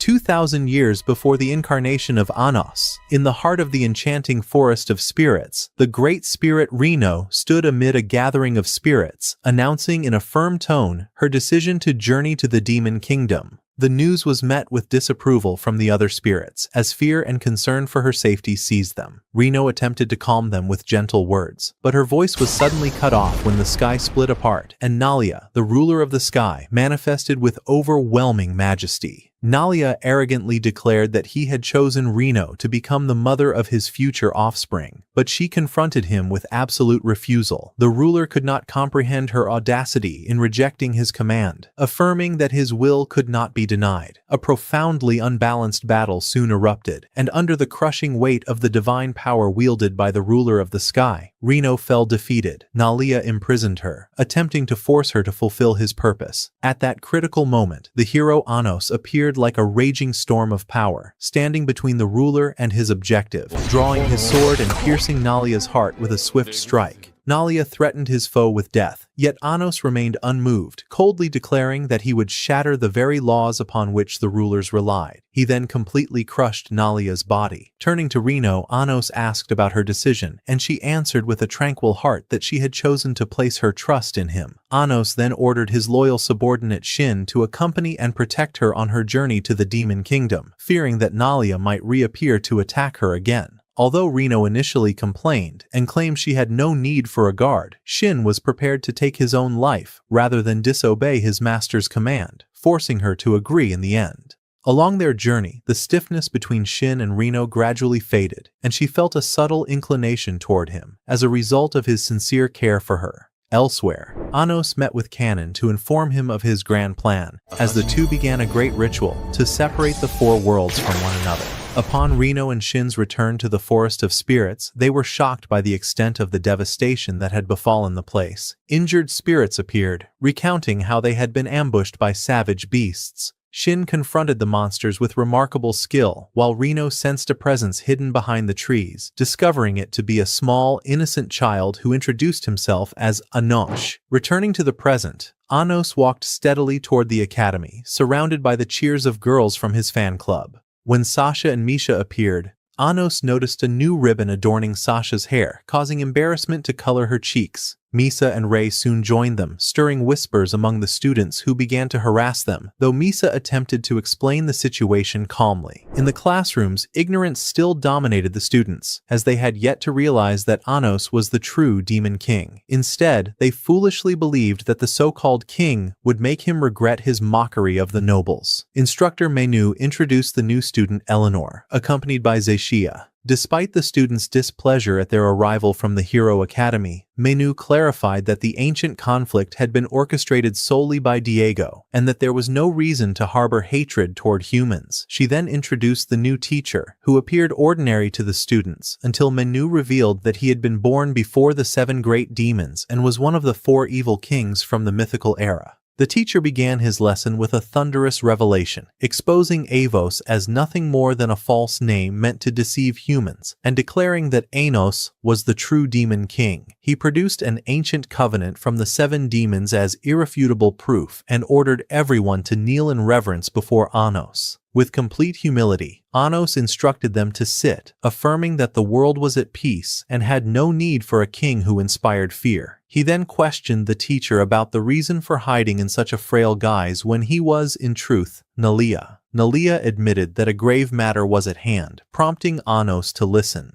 Nalia explained to the students that the world was governed by strict laws, overseen by beings known as rulers. He recounted how the ruler of destruction Reno had wreaked havoc 2,000 years earlier until she was defeated by the demon king, who changed her name, transformed her body into a castle, and her power into a sword of destruction. This act disrupted the cosmic balance, leading the rulers to decide upon Anos's eradication. The students mocked the tale, whereupon Nalia revealed his true form as the ruler of the sky and the father of all rulers, casting magical restraints upon them and declaring that a new system had been born within the academy specifically to destroy Anos. Although Anos thanked him for the warning, Nalia persisted in his threats, prompting Anos to stab him cold-bloodedly before everyone, heedless of warnings that his death would cause the world to collapse. With astonishing speed, Anos restored him to life, but with only 10% of his power, forcing him to behave with proper respect in his presence. Nalia resumed the lesson in shock, while Anos understood that the ruler was searching for a vessel for his son, designed to kill him. Eleanor suggested dividing into groups to search for this threat, while Misha and Rei exchanged vows of protection in an emotional moment, before being interrupted by a man named Gerard, who claimed to be acting on orders from Misha's father. Meanwhile, Anos discovered that Melheis was in critical condition when Zoro, one of the king's advisors, appeared and explained that Rivest had willingly offered his body to become the greatest enemy of Anos. Instead of a direct confrontation,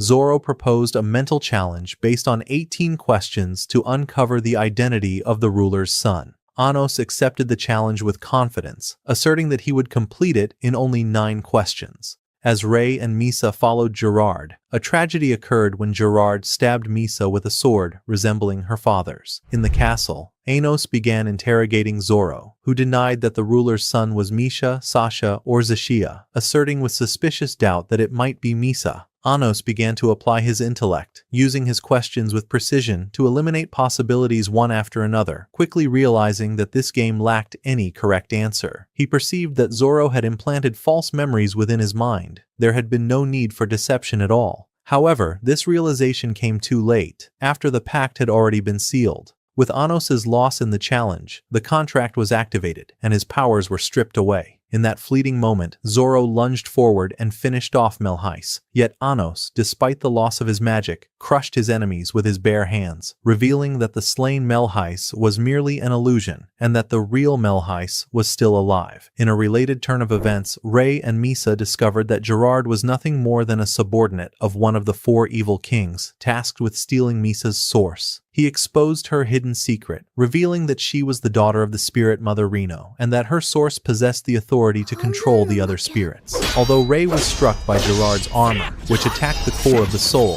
he did not fall, for he possessed 7 sources as the new incarnation of Kanan, and he ultimately crushed Gerard. On another front, Zabo was turning the heroes into walking dead to fight Eleanor, who confronted him with her overwhelming magic. Zabo acknowledged her power, revealing his purpose in creating Zeishia as a vessel for the power of one of the rulers. He soon unleashed a magical circle that transformed the Academy's students into monsters, prompting Eleanor to retreat alongside Zeshia before the immense horde. As for Rinka, she confronted Misha and Sasha, claiming that their existence was owed to the rulers. The two sisters affirmed that their loyalty and lives belonged solely to Anos. While the Walking Dead surrounded Eleanor and Zeshia near a purple crystal that Zabo sought to exploit to drain their power, Eleanor succeeded in forging an impenetrable barrier and destroying the crystal, healing all the students with a single magical touch. The clash between Rinka and the two sisters intensified. Despite the fusion of their powers, Rinka managed to pierce Sasha's body and stab Misha in the chest, believing the battle to be decided. The surprise froze her when her sword shattered and Misha rose once more, revealing her true power through the ice magic Adele Scott, leading Rinka to realize in terror that her opponent's latent powers had awakened. Zoro asked in astonishment about the reason Melheis was still alive, and Anos answered that he had created a copy using Eleanor's spell, affirming that Zoro's defeat had been inevitable from the moment the challenge began. Zoro chose suicide, but Anos revived him in the form of Les, forcing him to reveal the scheme, whose aim had been to weaken Anos by killing Melheis. With the arrival of their companions, Melheis proposed revealing the truth at the Second Life Festival to ease human fears of the Demon King. Melheis also revealed that the leader of the Unifiers was Shin, Anos's former right-hand assistant. Anos explained his preoccupation with building a city beneath Deljet and learned that Shin was waiting for him in the Forest of Spirits. When Rei offered half of Misa's sword that he had recovered, Anos joined it with the other half, causing Shin's true sword to manifest. Anos smiled, declaring that their next destination was the Forest of Spirits. Anos did not neglect to keep watch over Nalia, reminding everyone that the rulers abide by their pacts. He then transported them all to Arthon for a field lesson amid the excitement of his fan club. There, Anos and his companions encountered a girl named Lena, who was defending the existence of the Forest of Spirits against mockery. Anos saved her, discovering that she had lost her memory and recalled only her name and the need to reach the forest. She explained that the path opens when spirits laugh during a solar eclipse. With divine power, Anos moved the planets to create an immediate eclipse, and the long-awaited mist appeared. When no one could make the spirits laugh, one of the fan club girls caused a spontaneous incident due to the Mona's staff and extreme embarrassment, causing the spirits to burst into laughter. They immediately recognized Anos as the Demon King and guided them to the forest. Upon their arrival, Nalia appeared once more, pledging non-interference.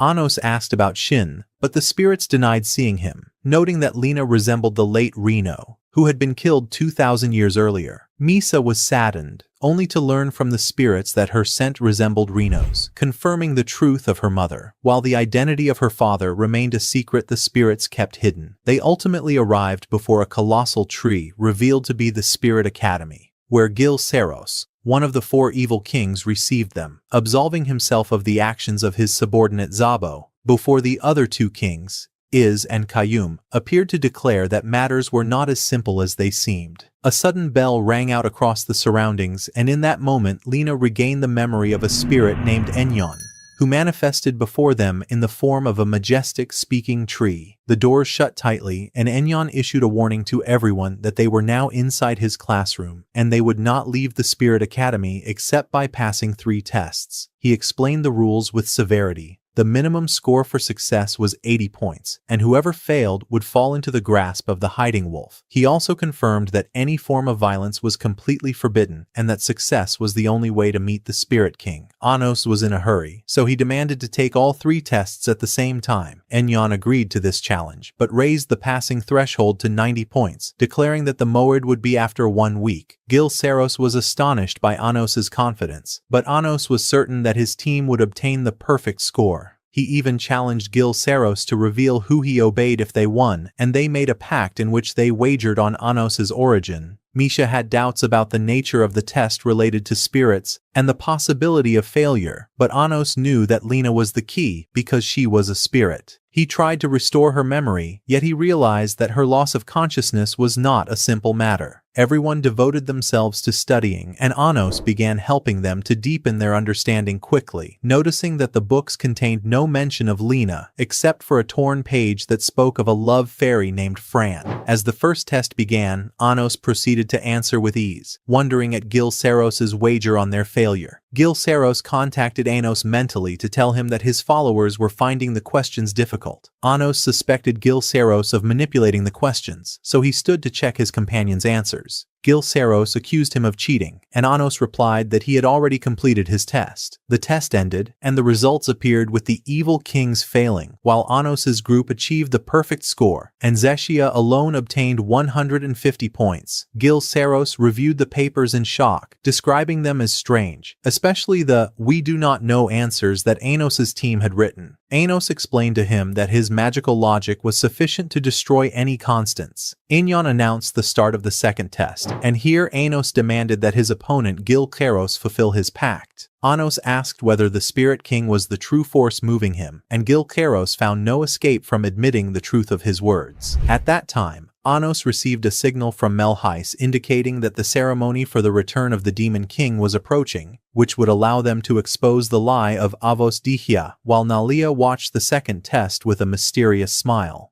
Enyon gathered the students to explain the mission, reaching the summit of the Great Tree through 20 stairways, only 5 of whose doors led to the goal, and whoever chose wrongly would return to the starting point. Eleanor was surprised that the test depended on luck, and Sasha thought that their large numbers were an advantage, but Anos realized that the evil kings possessed a way to choose the correct stairway. To ensure his team's success, Anos divided his magical power to protect them, and his companions became copies of him. Anos was certain of the correctness of his path, and he asked his companions about their doors. Ray and Misha confirmed that luck had favored them as well. Lena joined Anos after she remembered a secret passage that led them to another stairway, then to a new secret passage that ended with them in a field of roses. Lena felt familiarity with the place and rushed toward an unknown grave, feeling a deep sadness she could not explain. Ray and Misha arrived, and Ray carried Lena so they could climb to the next level, where they faced the hiding wolf Janiel, who chose to let them pass in peace. In another corner, a girl named Jayust emerged from the shadows, confirming that they were safe from eavesdropping. From her words, it was understood that the Spirit King had seized Kayum by means of the wolf. Lena was surprised by Just's resemblance to Kayum, and Anos explained that this was the result of a divided personality with 2 different sources, one being Kayum, and the other, his beloved Jayust. Jayust revealed that Gerard had attacked them under threat from the Spirit King, who had kidnapped a hostage to force the Curse King into submission, claiming to protect the spirits after the death of Reno. Just showed Anos the face of the Spirit King, and he realized that it was Aldelvia, the same person whom Ray had met in the tournament. Anos promised her that he would save Kayum in response to her request. At that time, Ray and Misha reached the castle of the Spirit King and faced the Masked King, asking about the reason for his hatred of Anos. Ray realized that breaking the mask was the only way to obtain answers. Ray and Avos clashed in a violent battle,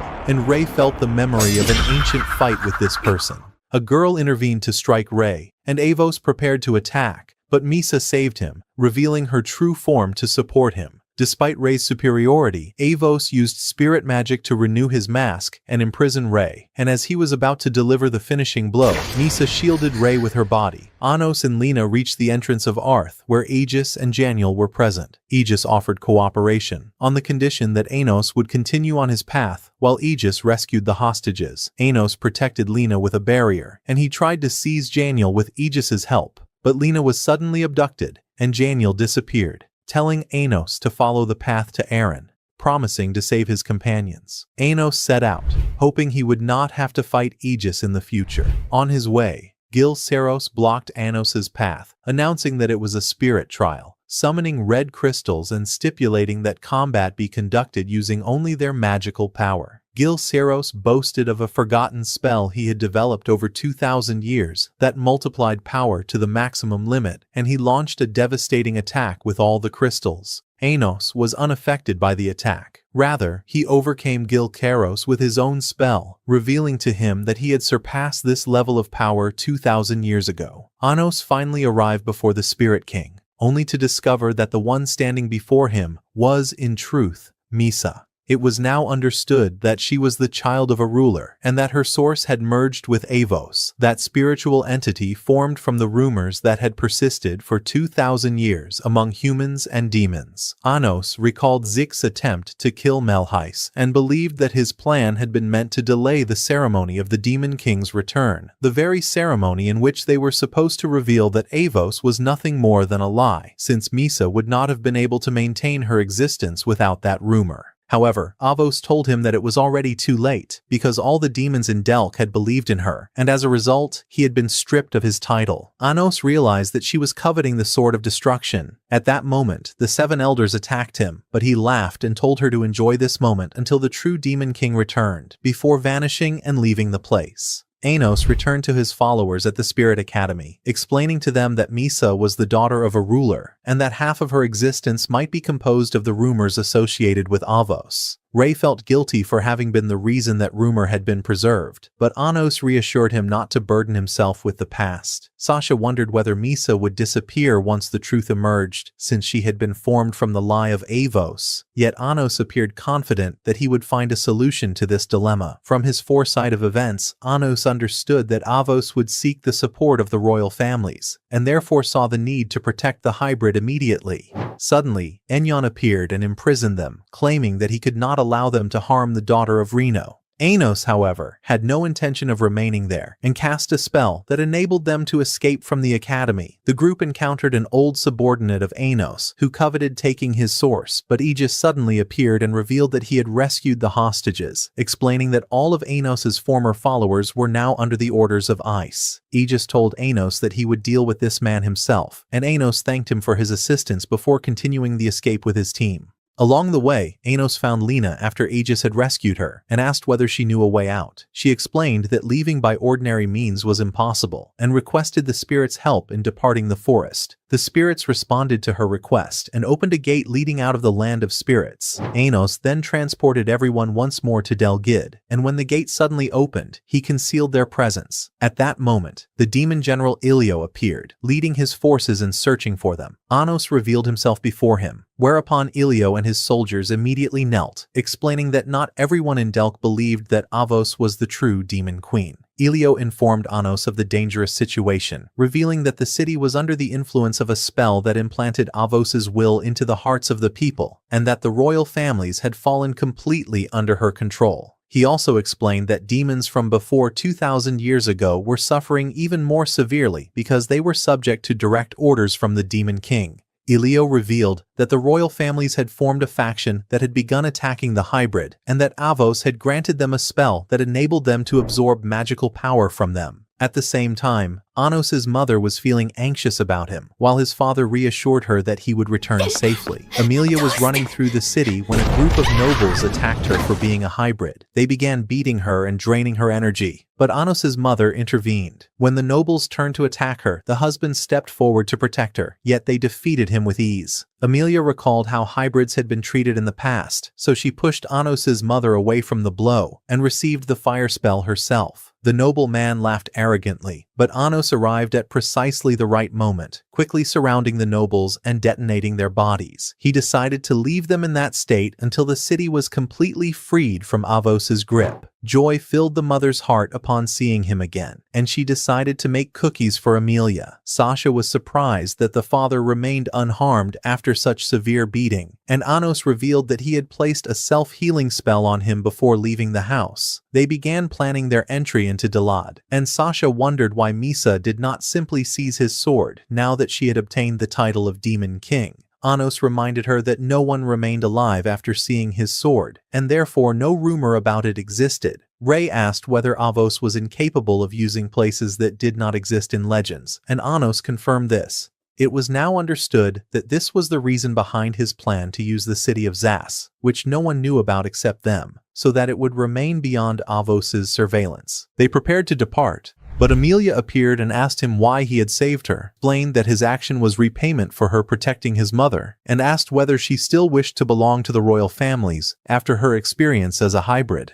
She found no answer and burst into tears, so Anos left her behind and continued on his way toward the city of Zeus. He walked through the city with his companions until they reached a gate, which he explained was connected to the corridor of his palace, expecting the enemy to be waiting for them. Everyone confirmed their readiness, and they entered to reclaim his sword. They moved through the corridor, and when Sasha demanded that they hurry, Anos silenced her upon noticing approaching figures. It was Lucha, a demoness of the mythical era, accompanied by soldiers, along with Revest and Manu. Anos concealed his presence until they passed, but the mark of division on Revest caught his attention. Revest suggested staying behind to search the place again, so Lucha left him and continued on her way. The appearance of Anos put Manu at ease, and she explained to him that most of the nobles were under Avos's control, and that hybrids were being imprisoned to exploit them as sources of mana. Anos asked her to determine Nalia's location, and expressed his desire to investigate the treasure chamber, intending to use a time reversal spell to learn the fate of Reno and Shin 2,000 years earlier. Anos wondered why Misha possessed memories of only the last 15 years, even though her origin was a rumor about Avos, and she should have been born 2,000 years ago. He believed that Reno was the key to understanding, and saw that everything had begun with her death. Ray asked why they were going to the treasure chamber, and Anos revealed his intention to use the magic of the Scythe of the Time Guardian to return to the past. Revest proposed drawing the enemy's attention by attacking, and Anos agreed, warning of the intensity of the pain before casting a powerful curse upon him. Lucha rushed toward Revest's screams, realizing that he had fallen under an ancient curse. Menu told her that Anos had gone up to the upper floor, and they set out to search for him. Anos reappeared before Revest, explaining that treating him now was impossible in order to preserve the secrecy of the plan. Revest affirmed his endurance and urged Anos to expose the false demon king.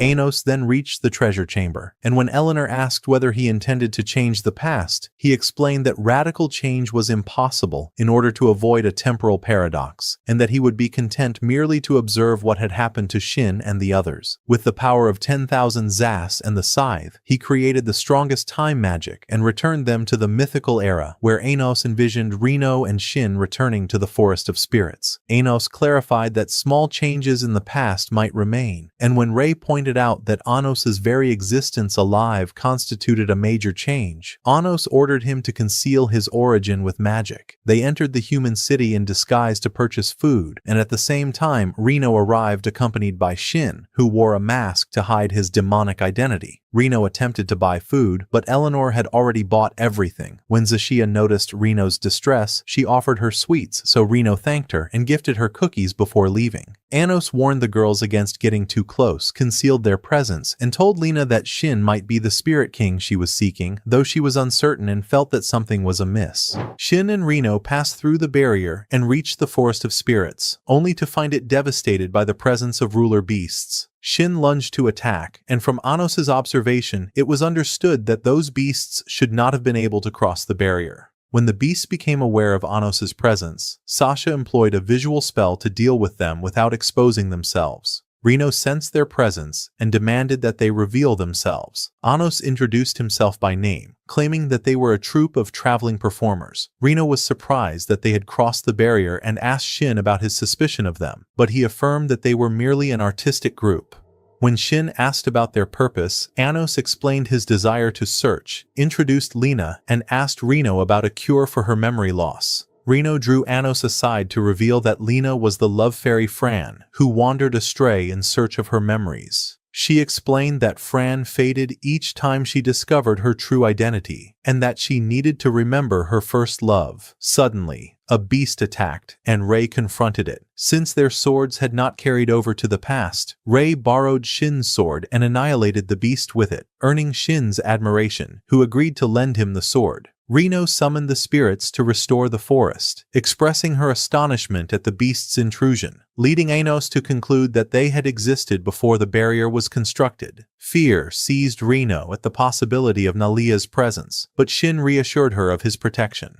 The spirits appeared worried about the imminent disappearance of the grandmother, prompting Reno to decide to bid her farewell. They reached the great spirit tree, Milof, the spirit of wisdom, who welcomed Anos and gifted the group leaves of wisdom, noting that Anos had no need of them. Milof explained that the tree of war fades when war ends so that a new tree may grow. And when Reno wept, she told her that a time would come when she would have to choose between protecting legends or defending what was precious to her. Milof faded away, and as Shin comforted Reno, a new teaching tree sprouted from her tear. Enyon entered it, announcing his role as a teacher in an era of peace. Anos wondered whether she was capable of creating spirits freely. She explained to him that this was not accurate, as she could only do so when her emotions overflowed, and that there were also spirits born without any connection to her. She then asked Shin to accompany her, and the two departed. Anos ordered Rei and Misha to remain behind and observe them, while he went to continue his research with Enyon.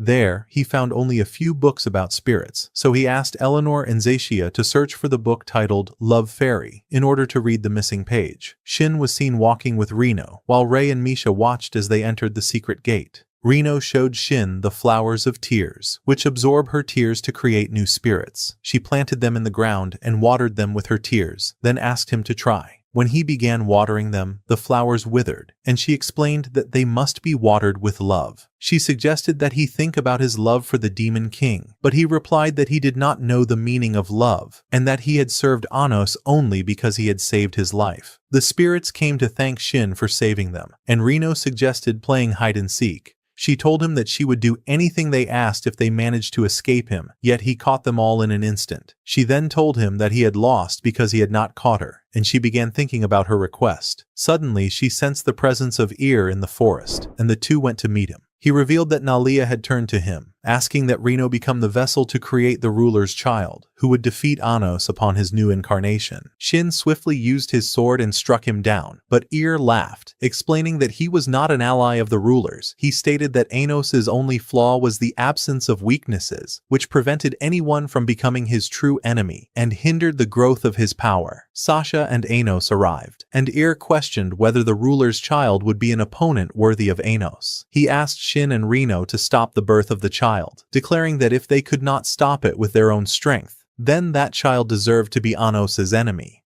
Laughed madly, causing Reno to sense his strangeness, but Shin sheathed his sword and asked him to guide them to Nalia. They went to the river, yet Shin did not sense her presence. Explained that he had a way to make her appear, produced an hourglass, and suddenly attacked. Shin was startled by his action, but replied that he was forcing Nalia to emerge, knowing she would not allow the mother of the ruler's child to die.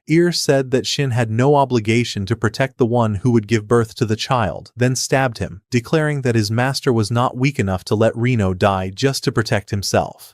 Fell, but returned to life laughing after feeding on the ruler's power. He revealed that he had offered his body as a vessel for Nalia, and that his true plan had been to die in order to force her to appear. Suddenly, Nalia took control of the body and ordered Shin to kneel. Shin pointed his sword at her. Nalia summoned the ruler beasts to attack him, but Shin cut them down, asking what Nalia wanted. Nalia called Shin the sword that kills rulers, and told him that serving Anos would never fill the emptiness in his heart, asserting that no matter how many times he was reborn, he would never feel love. Reno suddenly attacked, declaring that Shin was a kind spirit. Nalia replied that Reno did not know him, revealing that he was not a demon, but a magical sword called Shirya, the sword that kills rulers, forged by the ancestors of the demons to fight the rulers. She stated that even with consciousness and a body, he would never feel love and would remain nothing more than a sword. Nalia reassured him that the rulers would change the system and grant him love in exchange for creating the ruler's child. But Shin severed Nalia's head, declaring that he had no need for love. Nalia claimed that the ruler's system was absolute, so Shin stabbed her, and she vanished into the air. Reno thanked him for protecting her and promised to teach him the meaning of love. In another scene, a boy was seen running before being stopped by guards. He told them that he needed to see the Demon King, but they ordered him to leave, stating that the Demon King was dead. The following day, Anos approached Reno and asked whether it was possible to change a spirit's legend without changing its name or essence. She explained that she was uncertain because the essence comes from the legend at the moment of birth. Anos thought about Avos's essence as the Demon King, realizing how difficult it would be to change. But Reno explained that the legend that follows the essence can change and influence the spirit. Rei trained with Shin in the flower field, while Lena appeared to water the flowers. Shin was surprised by Rei's rapid growth and his imitation of his movements, and decided to reveal his secret technique. Rei succeeded in blocking it, but the strike hit his shoulder. Shin explained that he had learned the move after being defeated by the hero Kanon, and revealed that Rei blocked it in the present, but was struck by it in the past. Shin went to water the flowers with Reno, but they withered because he was unable to use love. She reassured him that she would teach him. Anos asked Misha whether she had seen anything strange. The spirits told him they had seen a headless demon leading the forest, and he realized it was Nalia deciding to investigate. They went to Dalad, and Anos explained that there was someone who knew everything. Militia, the ruler of creation, who might know the location of Ir and Escalia. He clarified that despite destabilizing the ruler's system, he was still an ally to some of them. They saw the boy they had encountered earlier, and Anos remembered that he was Igith, the seventh heir of the human kingdom, who had been imprisoned in Delk and was supposed to be freed by his death. The soldiers took Igith to the arena, and a demon named Deidre decided to take revenge on him for the death of his son at the hands of Yurga during the war. He began beating Igith as the soldiers watched, and the boy begged for mercy. Misha could not bear the sight, but Anos reminded her that the past would not change even if they intervened. Deidre decided to burn Igith, and the boy cried out, calling upon the Demon King. At that very moment, Anos appeared and saved him, saying that he was at least capable of saving him from this dream. Deidre was astonished that a demon would save a human, but Anos asked him what Agarth had done to him, and whether the Demon King had permitted that. Anos reflected that Deidre was no different from humans, which enraged Deidre, causing him to attack. Anos received the blow, and Deidre wondered why he did not defend himself. Anos asked them to abandon hatred, but Deidre wept, saying that he could never be like the Demon King, and launched a second attack. Anos used the Eyes of Destruction and halted the spell.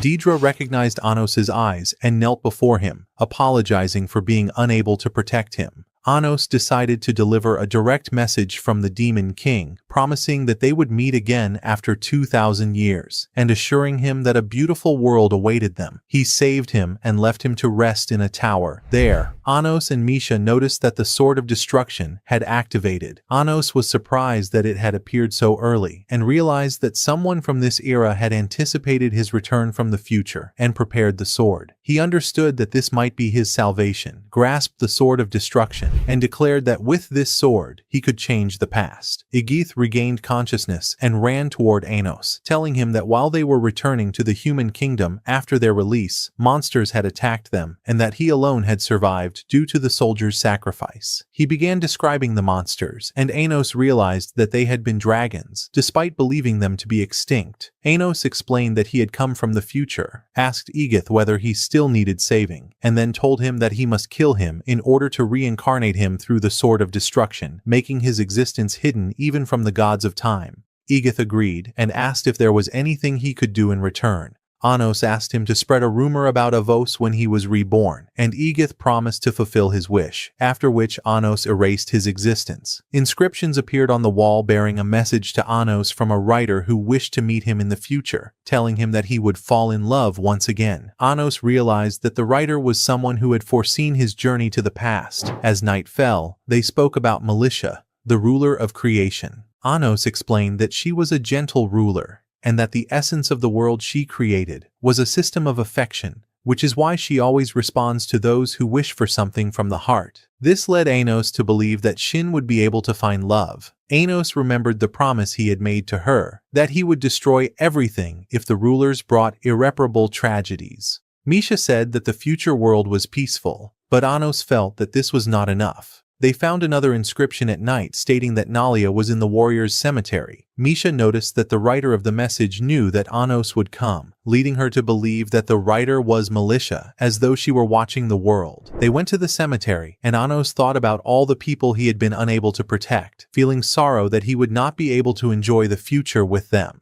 Misha used her magic to create a field of roses, believing that their feelings still remained. Anos thanked them and promised that their efforts would not be wasted, for peace would come in the future. At the same time, in a nearby house, Ir spoke with Zeke about Nalia, saying that her essence was still sealed in the forest of spirits, and that she was nearly dead. Ir explained that this was part of his plan to replace Nalia as the father of the rulers. Zeke warned him against underestimating the rulers and reminded him of the limitations of magic that steals their power, but Ir said that Alice Dihos was capable of completing the spell to steal Nalia's power and that he believed Kanon would soon meet Reno and Shin. Anos and Misha overheard the conversation from outside and realized that Ir intended to exploit Kanon's plan. They went to meet Reno, and Misha was worried about her, but Anos reminded her that they had come from the beginning to witness her death in the Forest of Spirits. Kanon attempted to persuade Shin to spread rumors about a false demon king in order to save Anos from war with humans after 2,000 years. Shin said that his master could overcome them, but Kanon reminded him that Anos had sacrificed his life to prevent the war, and that the killing of humans must be stopped once again. Shin refused to help Kanon and threatened to kill him. Kanon called him selfish for placing everything on Anos' shoulders alone, and said that he wanted to be worthy of Anos' friendship in the future. Shin sheathed his sword and said that he would follow his master in the future, and decided to leave Reno. Reno said that she would not interfere in Kanon's plan. Kanon admitted that he had expected to be killed, but it was clear that Shin had changed. Reno remembered that this was because she had taught him the meaning of love, and Kanon noticed that she had fallen in love as well. When Reno understood her feelings toward Shin, she ran to him and confessed her love. He said that there was no love within him, thanked her for the time they had spent together, and told her that he had eliminated the last ruler beast, that Nalia had become weak, and that he had to leave to reincarnate alongside his master. She felt wronged, so he decided to give her something to remember him by and promised to grant any request. Embarrassed, she asked him to marry her, and he agreed. They were married at the castle gate in the presence of the spirits and Anos' group, and Enyon blessed the marriage. The Spirit King was born at the very moment they exchanged kisses and vows. At night, Shin confessed that he was grateful to Reno for teaching him the meaning of love,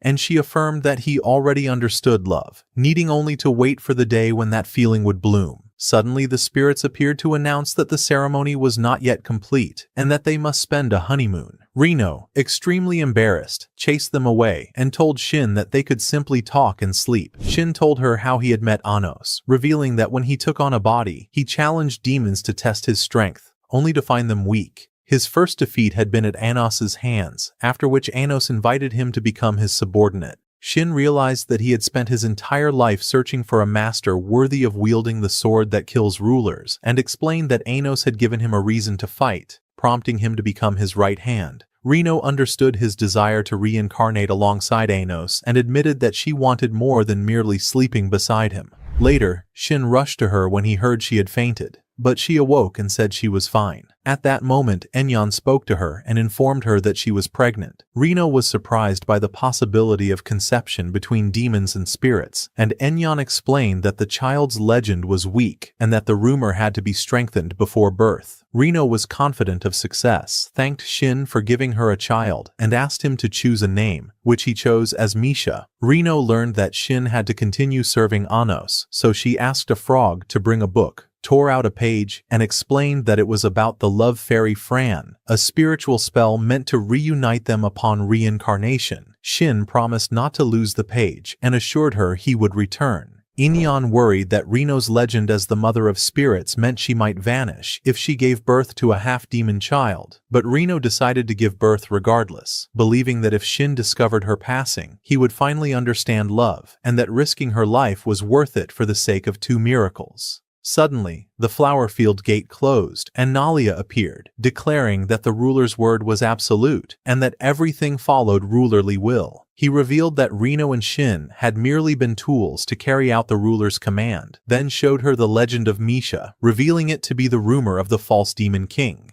The spirits went to Shin, who realized what was happening and ran to save Reno. Nalia announced the birth of the child who would defeat Anos, and forced Reno to give birth. Realizing her daughter was weak and would not survive, Reno created the spirit of the spring of time Icy and ordered him to send the child 2,000 years into the future, when her rumor would be stronger. Nalia claimed that the child would defeat Anos according to the ruler's decree, but Shin silenced him with his sword and Nalia vanished. Shin checked on Reno, who thanked him and apologized for giving birth to the ruler's child without teaching her love, asking him to destroy Misha if she ever became a danger to the world. Shin promised to spread the rumor of Avos and create a world she could live in, even if it meant opposing his master. Moved, Reno thanked him for teaching her the meaning of love. A tear fell to the ground, and she died. Shin built a memorial for her, and Anos's group returned to the present, grieving what had happened in the past. Anos declared that they would reclaim everything. As they walked through the castle dungeon, a voice warned that the hybrids would be executed unless Anos came alone to the arena. Understanding it was a trap to buy time, Anos summoned disguises. Misha changed her attire as well, and he sent Eleanor and Zeshia to assist with the rescue, while Lena accompanied him to confront the Spirit King. Anos wondered whether she knew why so many people had regained their memories at the same time. Deidre explained that the password was Anos Bidikol. She did not understand his meaning, so Anos clarified that it was something only his allies knew, allowing them to recognize one another without drawing attention, then ordered all his followers to assist. Eleanor and Zeshia surrounded the curses, and Ray leapt at them, but they escaped, leading him to realize that Anos had altered the past. Ray prepared to finish them, but Anos noticed Janiel and stopped the attack, and in that instant, Ray found himself inside the spirit of the wolf, where Shin was waiting. Shin declared his betrayal and drew his sword, but Anos saw that he did not need to raise a weapon against him, promising to save Misha and destroy Avos. Shin ignored his words and prepared to continue the battle they had begun at their first meeting. He said that Anos had betrayed him for 2,000 years by spreading the rumor of Avos, and now sought mercy from the only one capable of destroying him. Anos took the sword and said that he was proud of him, but granted him a chance to restore his dignity before sending him to the place where Reno was. Shin thanked his master and unleashed his strongest strike with all his power, yet he could not sever Anos's hand. Anos told him that he had failed because he was trying to be a demon rather than a sword. He acknowledged that Shin had lived in hell for 2,000 years, and that had he remained the same person as before, he would have granted him death. But in this era, Anos had become a father who wished him well, ordering him to live and be a father to Misha, and showing him the half of the sword he had given her, making Shin realize that Anos had grown stronger than ever. Meanwhile, Ray continued fighting Avos, knowing that everything that had happened was because of him.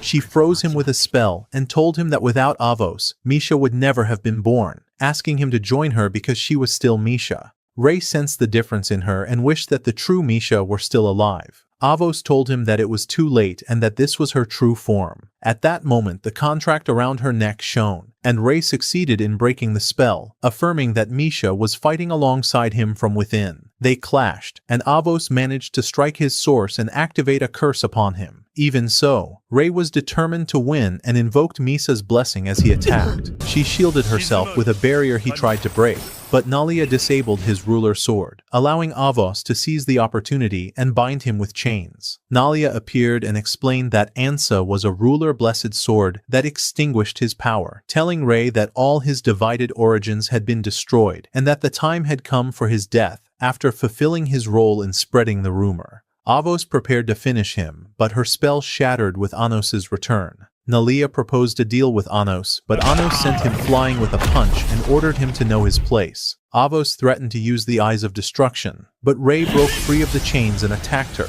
declaring himself her opponent. Nalia prepared to fight Anos, reminding him that he was the father of the rulers and that his will was absolute, prompting Anos to decide to defeat him. Nalia laughed and transformed into his true form, asserting that it was impossible to destroy a ruler without the power of destruction, and that if Anos succeeded, the world would collapse. He halted Ascalia's spell, stating that he would not allow that, and questioned why Anos attacked when he was not a match for Shin. Shin thanked Anos for granting him the chance to avenge Reno. Nalia launched an attack, declaring his defeat impossible as before. Shin stabbed his chest, causing flames to erupt, and Nalia used his magical eye to create ruler flames. Each time Shin attacked, Nalia produced more fire, summoned his ruler sword, shattered Shin's barrier, and a blow caused Reno's page to fall to the ground. As Shin tried to pick it up, Nalia stabbed him, and Reno felt the strike at that same moment. Nalia mocked him, claiming that his love was nothing but the ruler's will to fulfill his duty, and began burning Shin alive. Reno drew his attention, stating that she had seen the truth, and took her true form, explaining that Shin had always been capable of love and that they had nurtured that feeling together. She apologized for making him wait. Nalia realized that she had borrowed the body of the love fairy, gaining life for a moment, but said her body could not endure the power, and nothing had changed. He threw his ruler sword to fight, and she called upon the spirits, who appeared and tried to distract Nalia. He burned them, but they returned to their true forms and attacked. She struck him with an arrow he deflected, strengthening his flames until Reno heard the voice of Miguelin, who appeared and extinguished the fire, explaining that she had borrowed Fran's body to return. She spread her leaves, granting combat wisdom to all, empowered Shin with energy, restored his barrier, and he attacked using the spirit's power. Shin broke through the storm of swords, struck Nalia's heart, split his source, and despite Nalia's claim that a ruler's source could not be destroyed, Shin continued cutting it apart and delivered the final blow. At the same time, Rei struggled against Avos after his sword lost its power. She destroyed one of his sources, but he refused to surrender, holding to his promise to save Misha. He used the technique Shin had taught him, separated Avos from Misha, and told her that she could not live with only half a source. Avos replied that Misha would die as well, but Rei said that Misha's dream of a world uniting hybrids and royals would prevent her death. Avos insulted him and completed her spell, but Rei cut through it and split her in two. The spell finished regardless, and Avos seized the sword of destruction, cutting Rei down when he attacked from behind. As she turned toward Misha, Anos saved her alongside Shin and Reno. Avos laughed, declaring it was too late and that she was the true queen. Anos challenged her, their demonic eyes colliding in massive explosions. She attacked with the sword.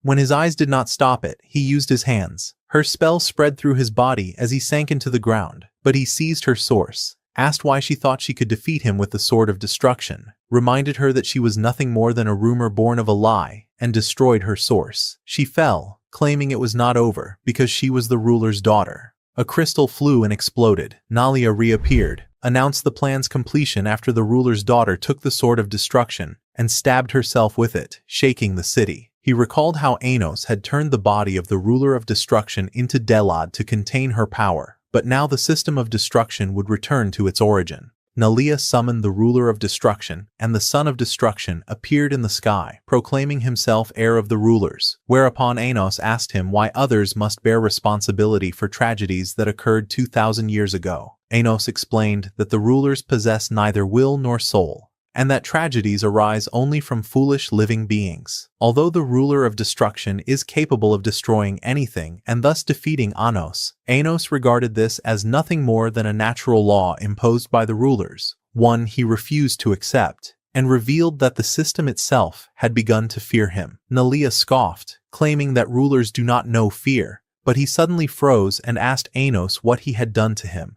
Anos replied calmly, "This is fear." Nalia fell into despair, warning Anos that killing him would cause the world to collapse. Anos asked, "If the rulers have no will or fear, then why do you fear your own destruction?" He challenged Nalia to smile. If he smiled, he would admit that he was the system, and if he could not, then he had a will, and the rulers were not the system. Nalia laughed despite himself, and Anos revealed that the laughter meant he desired to continue existing. Nalia realized he had been deceived and attempted to attack, but Anos seized his source. Anos proposed a pact, offering to fulfill whatever Iremi desired in exchange for obedience. Nalia agreed with laughter, but Anos shocked him by transferring all the power of Nesjalia to Iremi. Nalia protested that ruler power is absolute and cannot be granted to a demon, but Anos called him a fool for failing to notice that Iremi had developed a technique to steal ruler power over 2,000 years, and that Anos himself had analyzed the spell during his battle with Shin and completed it. Nalia declared such a thing impossible. Anos replied that the world would be fine now and proposed turning him into an insect forever. When Nalia proclaimed that a ruler's word is absolute, Anos severed his source and transformed him into an insect. Iremi returned, congratulated Anos on the speed of his spells and the seizure of a ruler's power, and admitted that he was now the strongest being as he crushed Nalia, causing the sun to vanish and everything to close in darkness. Misha awoke and finally met her mother, but Reno began to fade as she thanked Shin for her happy life. Shin wept and confessed his love while Misha collapsed, blaming herself for her mother's death. Anos reassured her that Reno had not vanished, and that he had chosen to save her first. Anos asked Rei to kill Misha with the ruler sword, as the legend dictated. Despite the lack of time, they trusted him, and Rei used his sword to destroy Misa's source. Anos explained that separating Misa from Avos was impossible, so she had to be transformed into another type of spirit by completing the legend. He revealed that this had been achieved thanks to Igith, who told humans that the demon king destroyed by Van Mina would reincarnate as the spirit Misa in her original form. Anos also placed his power within Reno's tear flower, allowing Avos to become a complete spirit through the new rumor, thereby preserving Reno's legend as the mother of spirits. Reno awoke alongside Misa, and joy filled them both. As the coronation approached, Misa grew anxious about appearing as the false demon king, so Anos urged Shin to reassure her. Shin went to her, called her brave, affirmed that he had watched over her strength and kindness, and Misa wept as she thanked her father. Anos then stood before the crowd, explained the end of the 2,000-year tragedies, introduced the great hero Kanan, the Spirit King and Spirit Queen, and the great spirit born from the rumors of Avos. He declared equality for all born in Dalad, and the abandonment of the blade of hatred. All appeared before the crowd, and Anos vowed to stand against and destroy any tragedy that threatened the land. Peace was celebrated with the fan club's songs, and all finally acknowledged him as the true Demon King, with Anos walking on the surface of the moon, where he meets Militia and tells her that he plans to destroy the moon. She is surprised and asks why. Anos explains that the moon keeps creating life, but each time the child of destruction appears and destroys it. He says humans are not tools for rulers. Militia replies that this is the law of the world, and changing it could destroy everything. But Anos doesn't care, because he sees the world as something that only causes suffering, and he refuses to follow its rules even if it ends. Militia reminds him how cruel the world is, then disappears. Later, Militia appears again in the same place and finds Anos waiting. She asks why he stayed, and he says he wants to understand her. She tells him that rulers have no emotions, and only exist to perform their roles, while emotions belong to humans. Still, Anos believes they are not truly eternal, and wants to know more. She reveals she has a younger sister but never met her, then disappears with the moon. After 7 years, Anos returns to the moon of creation and gives Militia a message from her sister. She reads it and understands her sister wanted to talk to Anos. He stays with her until the moon disappears again. After that, Anos is eating with Misha, and his mother mentions that even though he is the Demon King, he is only 6 months old. Anos decides to go to the academy, but notices it is early, and that Sasha is still asleep. He goes to wake her, but she thinks she is dreaming and says she won't wake up unless he carries her. He uses teleportation magic to bring her into his arms, making her blush. Misha feels sad that Anos can't go to school normally after revealing his identity, but he tells her everything is already prepared. At the academy, introduces Anos as a transfer student. The students are surprised by his age, but says he is a genius. Anos sits with his friends, and announces a new teacher. Shin appears and says he is in charge of the sword class. Also explains that new teachers joined, and a special class will be created to train future demon kings. The curriculum was changed because demons became weak, and Anos wants them to become stronger. Suddenly, feels pain, and Anos explains it's because of a contract that activates when opposes him. Says Anos wants strong rivals, and the country will improve if students get stronger. Shin then says he hopes they die on their first day. In another place, Rei trains with Misha. She thinks she is weaker, but he tells her he would lose if she used her true form. She worries he won't accept her, but he says he will love her no matter what. Suddenly, Shin appears and challenges Rei. During the fight, Anos explains they are communicating through swords and lets Misha hear them, so she learns Rei wants to marry her. Shin refuses, saying Rei is too weak to protect her. He uses a skill called deprivation and kills Rei instantly. Misha is shocked, but Rei comes back and hits Shin. Shin notices her feelings and gives Rei a chance, saying he can date her if he defeats him. At the training ground, Anos watches the students. Ramon challenges him and says the world changed after the royal family lost power and they must restore it. He also says the current Demon King is fake. Anos understands he belongs to a group called the Royal and asks to meet them, but Ramon refuses. Anos offers help, defeats him in one hit, then revives him and calls him talented. Ramon agrees to take him to their leader. Later, Ramon takes Anos to their hideout, where their leader Zero shows them a dragon. Anos asks if it can be controlled using magic. Zero says they plan to control 10 dragons to defeat the Demon King's army. Anos transforms the dragon, but says they won't control it. The dragon attacks, but Anos kills it instantly and says even 10 dragons can't defeat the Demon King's army. Zeros is impressed, but Anos reveals he is the real Demon King. Zeros thinks he is lying and orders an attack, but nothing affects Anos. He puts magical collars on them that cause endless nightmares and says it won't stop unless they stop opposing him. Then he tells them to stand and promises to remove the collars. They agree to cooperate, and Zeros reveals that a mysterious man gave them the dragons and was wearing a strange ring. After a week, Anos and his friends head to the Hero Academy.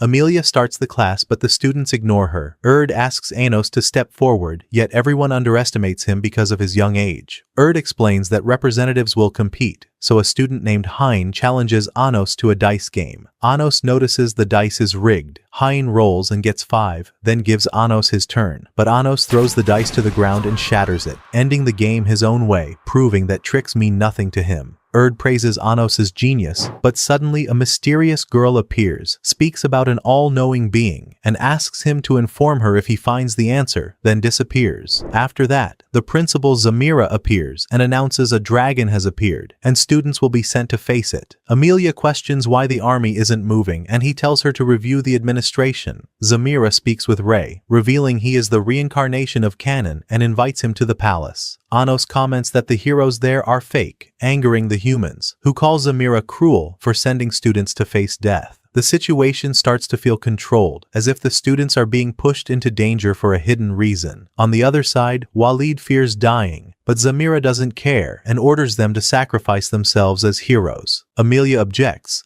but he threatens to send her back to Delkid, forcing her to apologize. When he orders her to beg, Walid steps in to protect her and threatens the principal with his friends. Zamira retreats and Amelia disciplines the students, taking responsibility. Walid leaves with his friends, accepting suspension after causing trouble, yet his anger toward the system continues to grow. Later, Anos sees Amelia struggling to open canned food since her magic doesn't work on it. He helps her and explains that such items respond only to human magic. When he asks why she eats canned food, she says she avoids people and stores her meals. She admits feeling jealous of his magic and reveals she was once from the royal family before becoming a hybrid, losing everything. Anos reminds her she is still a teacher, but she feels she cannot be happy because of her origin. He comforts her, then notices the food is salty, so she suggests eating it with bread, and it becomes acceptable, giving her a small moment of relief. At the beach, Anos uses magic to give everyone swimsuits, saying it boosts their abilities in water. He dives and creates a water vortex, inviting them, but they see it as dangerous. Sasha acts like a demon queen, while Eleanor sits beside Anos and tells him to act naturally. Elsewhere, Ray and Misha share a calm moment, but Shin suddenly appears and challenges Ray to a swimming race, promising to let him go out with Misha if he wins. Ray accepts, and they race while Misha gets distracted playing in the water. They return at the same time and ask her who won, but she didn't watch, leaving the result unknown and showing a softer side of their relationship.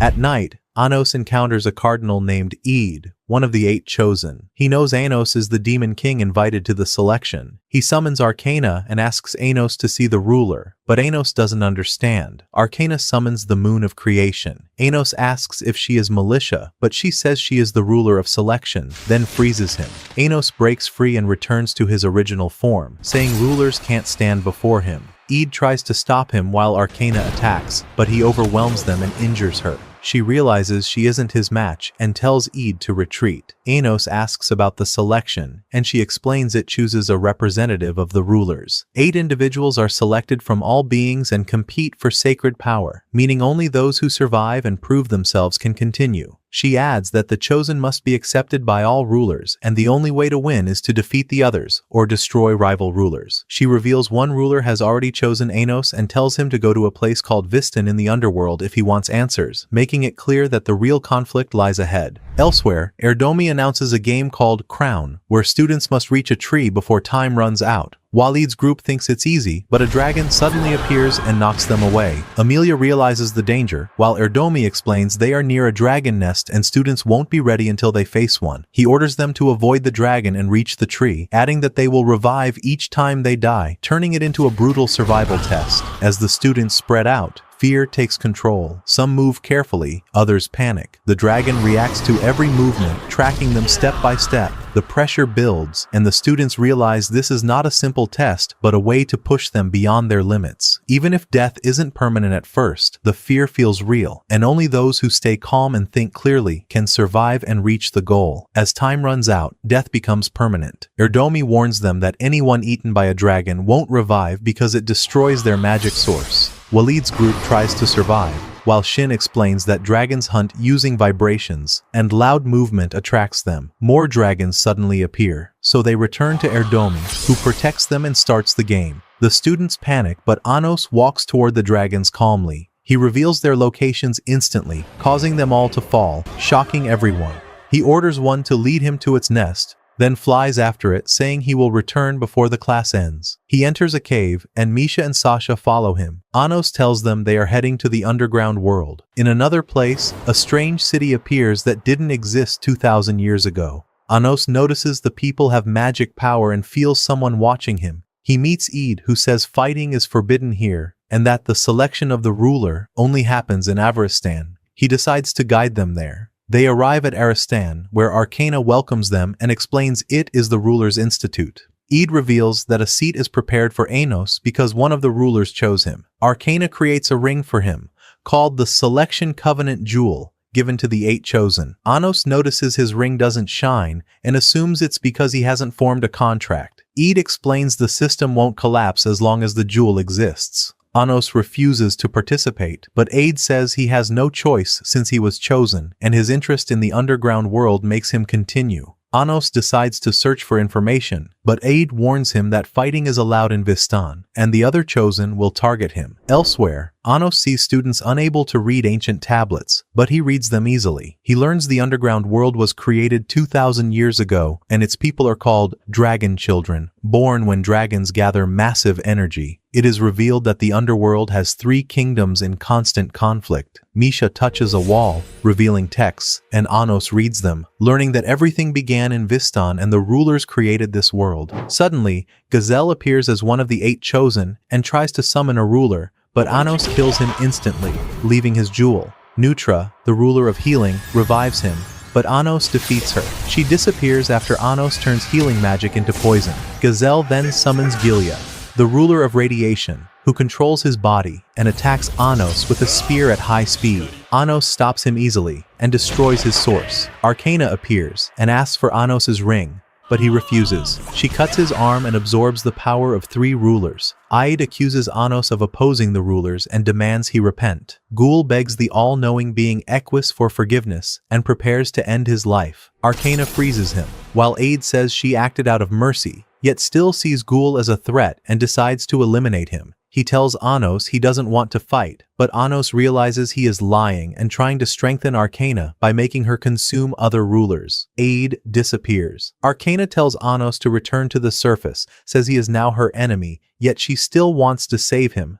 then leaves. Misha notices Arcana is different from the other rulers, as if she is struggling between 2 sides. They return to Erdomi, who says their timing is perfect and confirms they passed the test. Ramon tells Anos that the man with the ring sent an assistant to Zeros and offered more dragons, but Zeros refused. Anos shows his ring and confirms it matches that man's ring. It is also mentioned that the assistant was seen inside the palace in Gredit, which surprises Sasha and raises deeper suspicion about what is happening behind the scenes. They head to the royal palace and hear a dragon roar. Anos suggests Rei accept Zamira's invitation as guests. Meanwhile, Erdomi explains the spell Darius, once used by humans to seal dragons, but it no longer works because dragons evolved. He warns that non-green dragons are rare and extremely strong, and students should run if they see one, as even a small mistake could cost their lives. He asks Amelia to use Ashka to combine everyone's thoughts and activate Darius, but she fails because Walid's group distracts her with mocking thoughts. She tries to discipline them, but they keep mocking her, refusing to cooperate. Zamira appears with his knights, criticizes her, and says the students are too weak to defeat a dragon. Then he invites Rei and Misha to dinner at the palace, and they accept, even though the situation feels tense and unclear. Lias gets angry at Zamira's disrespect. Amelia tries to calm him, but he pushes her away. She reads his thoughts and realizes he feels humiliated because he is not the true reincarnation of Canon. He thinks she pities him, but she slaps him and tells him to leave if he can't face dragons. He leaves with the others. Erdomi says her actions are correct and that Ashka will improve when their thoughts unite, meaning their strength depends on unity. Erdomi sends the demon students to the eastern desert to train against dragons, leaving Anos and Amelia behind. Elsewhere, Ray and Misha meet King Lysos, who asks for their help. He reveals the royal family of Gretit is cursed and says only Ray can save them with his holy sword. Ray agrees without hesitation. Zamira asks for a reward, but Lysos orders him to continue his duties, showing he still controls the situation. Back with Anos, he gives Amelia a charm to help her connect with her students. She thinks they hate her because she is a bad teacher, but Anos understands she truly cares and fears for their lives. She still believes forgiveness is impossible and tells him to catch up with the others, still unable to forgive herself. At the palace, Lysos leads Ray to several coffins, claiming the royal family is inside, but one is empty. Suddenly, a red dragon appears and attacks. Lysos reveals it belongs to him and says dragons are divine messengers. He believes following them will save his kingdom, so he sacrificed the royal family and plans to sacrifice Ray as well, showing how far he has gone into his belief. Lysos appears wearing a covenant jewel and summons the ruler of emotions, who starts affecting Misha's mind. He orders Ray to use his holy sword, or he will control her body, but Ray refuses, trusting her completely. Lysos commands her to choke him, and she moves toward him but proves she is still in control. He is shocked, while Ray says no one can take her heart or mind because she chose for herself, proving her will is stronger than any control. Elsewhere, Amelia walks in the academy when the windows suddenly shatter and a red dragon attacks. Students fall in panic, while Walid's group keeps fighting despite the fear. The dragon prepares to finish them, but Amelia steps in, protects them, and orders everyone to run. Lias refuses, saying they don't deserve to be called heroes if they retreat, and prepares a self-sacrifice spell, but she stops them by force and threatens to kill them herself if they don't obey. As the tension rises, the students begin to understand the true meaning of being heroes. Some hesitate,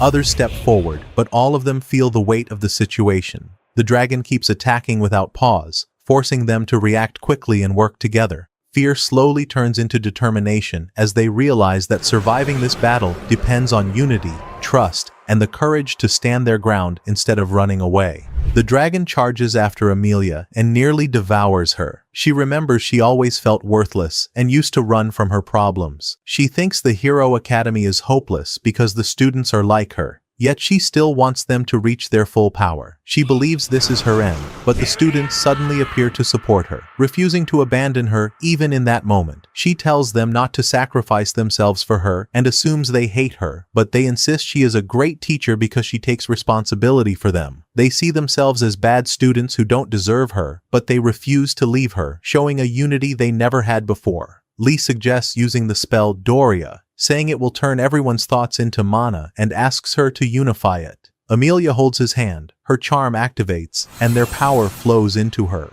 She rushes into the dragon's mouth while Liad pulls the others back, then uses the spell Digas to link its heart and destroy it from inside. The dragon falls. The students rush to her saying they don't want to lose her. She promises she will never leave them, finally accepting her place among them and their trust in her. Elsewhere, Erd is surprised that the demons defeated a rare dragon. Zamira then announces a full swarm of dragons is about to attack the kingdom and orders them to act as its shield. Anos casts a spell and disappears with his knights, saying he turned them into a shield, and reminds them the royal family used to face dragons, as if preparing everyone for a much larger conflict. The students realize they need a plan. Amelia says the Hero Academy will handle it. Erd asks if they need support, but she refuses, saying their pride is on the line and they must prove themselves. Anos asks Eleanor and Sasha to help them, trusting that their magic will support the formation. Amelia explains there is an old water passage once used to supply the front lines. She decides to fill it with holy water so they can move through it and face the dragons in the plains. Hein strikes the ground, water flows, and everyone swims through it, moving carefully as a unit while preparing for the battle ahead. Elsewhere, Eleanor and Sasha appear behind Amelia and make her wear the swimsuit prepared by Anos, saying it will increase her speed in water. They reach the plains, and Amelia orders the students to create a holy zone. She sees Hein as their key, and he strikes the ground, forming a magic pattern that spreads across the battlefield, stabilizing their position. While waiting, Emilia tells her story. She was once part of the royal family before the Demon King turned her into a hybrid. She promises to stand with them and protect them. Suddenly, the dragons appear, and the students attack with magic, combining their efforts as they were taught. Back with Lysos, he says Misha is about to lose her soul. He tells Rei to save her with his holy sword, but Rei refuses, trusting her strength. Then Inez enters her body, and Lysos says her soul is gone, and asks Rei if he still loves her, trying to break his will and force him to act. Elsewhere, Sasha and Eleanor fight the dragons and realize their numbers are massive. Walid summons his holy sword to defend everyone, while Eleanor uses support magic, creating spheres that boost their power, warning it will drop after the effect ends, forcing them to act quickly and efficiently. Lias uses his magic and kills one dragon, but another breaks through and almost eats Emilia. He pushes her away to save her, putting himself in danger, and she becomes furious, refusing to let anyone else fall under her watch. The battlefield becomes chaotic as more dragons descend, surrounding the students from multiple directions. Despite the fear, they begin to coordinate their attacks, relying on each other instead of acting alone, slowly gaining control of the situation. In the underground world, Anos confronts a man about releasing the dragons. The man refuses to speak, so Anos uses a magic collar to torture him with endless nightmares. The man admits he is a holy knight working for one of the rulers, and their plan is to let dragons devour humans to turn them into dragon children, revealing the true purpose behind the invasion. Anos kills him, but his allies appear immediately, surrounding the area without hesitation. He orders Sasha and Misha to deal with them, while he prepares to move deeper, knowing this is only the beginning of a much larger conflict, and that the real enemy has yet to reveal itself. Anos heads to find the king, while Sasha and Misha use the spell Dino Jixis and merge into one being. A knight attacks them, but they use demon eyes to freeze him instantly. The other knights think she is the Queen of Curses, but she denies it. Elsewhere, Emilia saves Lias, and Hein says victory is near. Suddenly, a dragon appears and releases an ice breath that freezes everything. Sasha uses mirror magic, creating many swords and launching them at the dragon. Eleanor supports her with a large energy spell, combining with Sasha's attack and destroying the dragon instantly. More dragons appear, and one freezes Hein. Emilia tries to save him, but he is thrown away. Lias attempts to melt the ice, but gets frozen too. Hein remembers losing to Rei and feels worthless, but refuses to give up. He activates his holy sword and asks for power to save everyone. He loses his arm but still uses his skill, cracking the ground and releasing water through the magic pattern before the dragon devours him. Emilia refuses to let his sacrifice be wasted. She uses the spell Dorias. The pattern activates and the dragons fall. The battle ends. In Viston, Anos faces a king and asks if he ordered the invasion. The king says Lysos wanted to save humans, and everything is part of Equus's plan. He reveals he is a prophet and received a message predicting Rei and Misha's death and a dragon destroying humanity. Anos rejects the idea that a ruler controls everything and says humans can change their fate. He shows what is happening with Rei. Rei tells Misha he will love her no matter her form, and calls her true form beautiful. Misha regains control and reveals her name as Delhavia. The dragon swallows Rei, but he takes control of it and declares he will destroy humans. A dragon blood girl appears and begs him to save her. He decides to use the spell Vancina. Misha doubts it, but he continues. The girl tricks him and takes the holy sword. Lysos uses the sword, becomes stronger,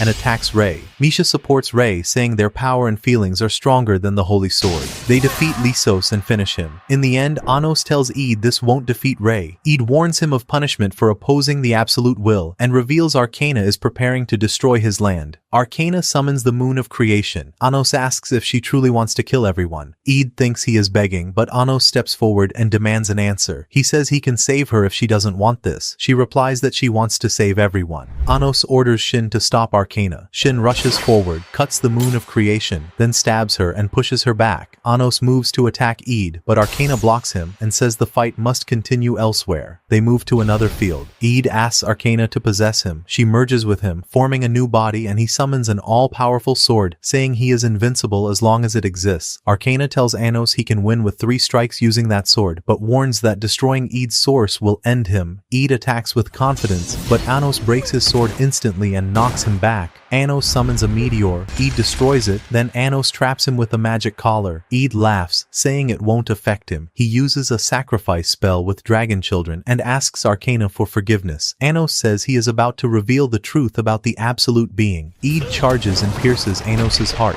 thinking it's over. Anos reappears, takes the all-powerful sword, and threatens Id's source. Anos says there is no absolute being, because no one can draw that sword. Id panics, thinking he will die, but Arcana says it was an illusion, and Anos never truly drew it. Id regains confidence and says Anos lost his chance. Anos attacks again with the same sword and cuts off Id's arm. He explains he doesn't need to draw it to cut. He then cuts his leg, saying he used a spell that alters reality itself. Even an absolute being couldn't draw the sword. If it could, creation is flawed. If not, then it isn't absolute. So he used his own spell instead. Id loses his ruler body, and the magic collar activates, trapping him in endless nightmares. Anos tells him the only way out is to abandon his belief. Arcana realizes the absolute being doesn't exist, declares the holy war lost, and asks Anos to end her life. Anos asks about her earlier question. She reveals she forgot her original name before becoming the ruler of selection, and the only thing left was her wish to be kind. She gained a soul but lost her memories. She tried to save people but saw a chosen girl die in her father's arms. The father tried to take revenge, so Arcana promised to revive her. She created a copy using the moon of creation, but he realized it was fake and killed himself. Arcana blamed herself and understood rulers can't save everyone because they are not absolute. She saw Anos as more worthy to represent them. She accepts defeat and prepares to die, but Id suddenly rises again, laughing. After restoring his body, Anos thinks he abandoned his belief, but Id says the rulers didn't abandon him and that he tricked the collar to escape the nightmares. He asks Arcana to leave with him, but she refuses, saying she chose him before to save him but was wrong, and that Anos is more worthy. She asks him to return as a follower, but he refuses, saying he never believed in the rulers. Id leaves to another place. Anos says he doesn't rely on him, then tells Arcana she is a kind ruler. She believes she deserves punishment and no forgiveness, but Anos forgives her and says she can still fix her mistakes. He asks her plan, and she says she wants to end the ruler selection system because it causes chaos. She suggests working with him and forms a contract. In the end, Anos returns to the Hero Academy and meets Amelia. He praises her performance and says she restored her students' pride after defeating the dragons, then rewards her with a rank equal to the ancient emperors. The students suddenly appear and tell Amelia she is the greatest teacher they've ever had, begging her not to leave. She tells Anos she doesn't deserve the reward and prefers to stay at the academy to continue teaching them, believing her role is to guide them until they truly stand on their own.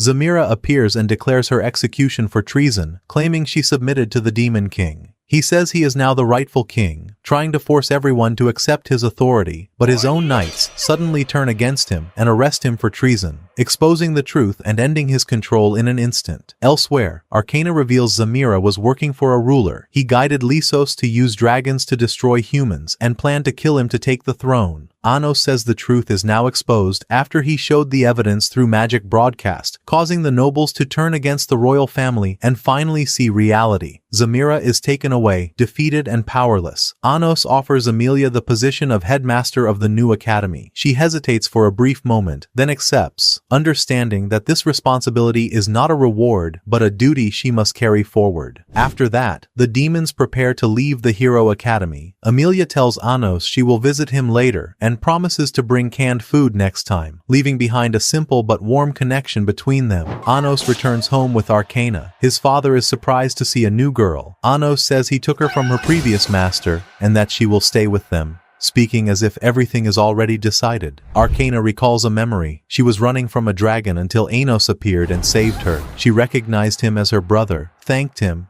and told him to go to a village protected by a barrier. Anos said the barrier wouldn't stop the dragons, and they had to keep moving because they were being tracked. He told her she was the only family he had left and took her with him, forming a connection that shaped everything that followed. Back in the present, Anos wakes up and finds Arcana beside him in his bed. Sasha and Misha arrive and are shocked. Arcana explains she was trying to restore his lost memories using the authority of the ruler of memories and the ruler of dreams. Sasha asks why she isn't wearing clothes, and Arcana says she needs direct contact without barriers to use her power properly. The moment turns awkward. Sasha reacts with embarrassment and anger, while Misha quietly observes, trying to understand the situation without jumping to conclusions. Arcana remains calm, focused only on her goal, ignoring how strange it looks to others. Anos stays completely composed, showing no reaction, as if nothing here surprises him. Despite the tension, it becomes clear that Arcana is serious about restoring his memories, and that her actions are not random, but driven by a deeper purpose. As silence fills the room for a moment, the difference between them becomes obvious. While Sasha reacts emotionally and Misha thinks carefully, Anos simply accepts the situation and moves forward. At the same time, Arcana's determination suggests that whatever memories she is trying to restore are important enough to risk everything, hinting that the truth behind Anos's past may be far more complex than anyone expected. Anos asks Arcana if what he saw was just a dream of his past. He says he lived with a younger sister in it. He explains he never knew his parents, and his mother died after giving birth. He doubts any real connection to that girl, yet finds it strange he doesn't remember her, and that her name was also Arcana. Anos, Sasha, and Misha recall that the knights called them the ruler of curses.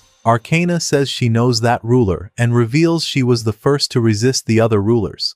Anos thinks Arcana might recognize her, so he asks Sasha and Misha to transform, revealing their demon eyes. Arcana studies them and feels they are familiar. She remembers meeting them in her past life. Anos then gives them the name, Aisha. Arcana concludes the ruler of curses may have reincarnated as a demon, but split into two due to the spell Dino Jixis. Aisha says she remembers nothing from her past. Anos considers that they met 2,000 years ago, but believes their memories were stolen. Arcana adds there is another ruler of dreams called the ruler of traces, who lives in the dragon ruler's kingdom. Anos decides to go there and says they will also destroy the selection system. Arcana explains her existence is tied to that system. Aisha thinks destroying the rulers behind it is enough, but Arcana says no one has ever seen them. She adds that people believe Equus created the system, but there is no proof. Aisha suggests this means an absolute being controls everything, but Anos rejects that idea and says it doesn't matter, and the solution is simply to destroy the world itself. Later, Erdomi tells his students that the Demon King will give them a lecture. Anos appears before them. Some students panic, thinking they are in trouble for mocking him, especially when he says he remembers each one of them. Instead, Anos explains what he discovered about the underground world, and reveals that the dragon children were behind the invasion. He says he will go to their world, but the mission is dangerous and no one is forced to join. Even knowing they are weaker than dragons, the students choose to go.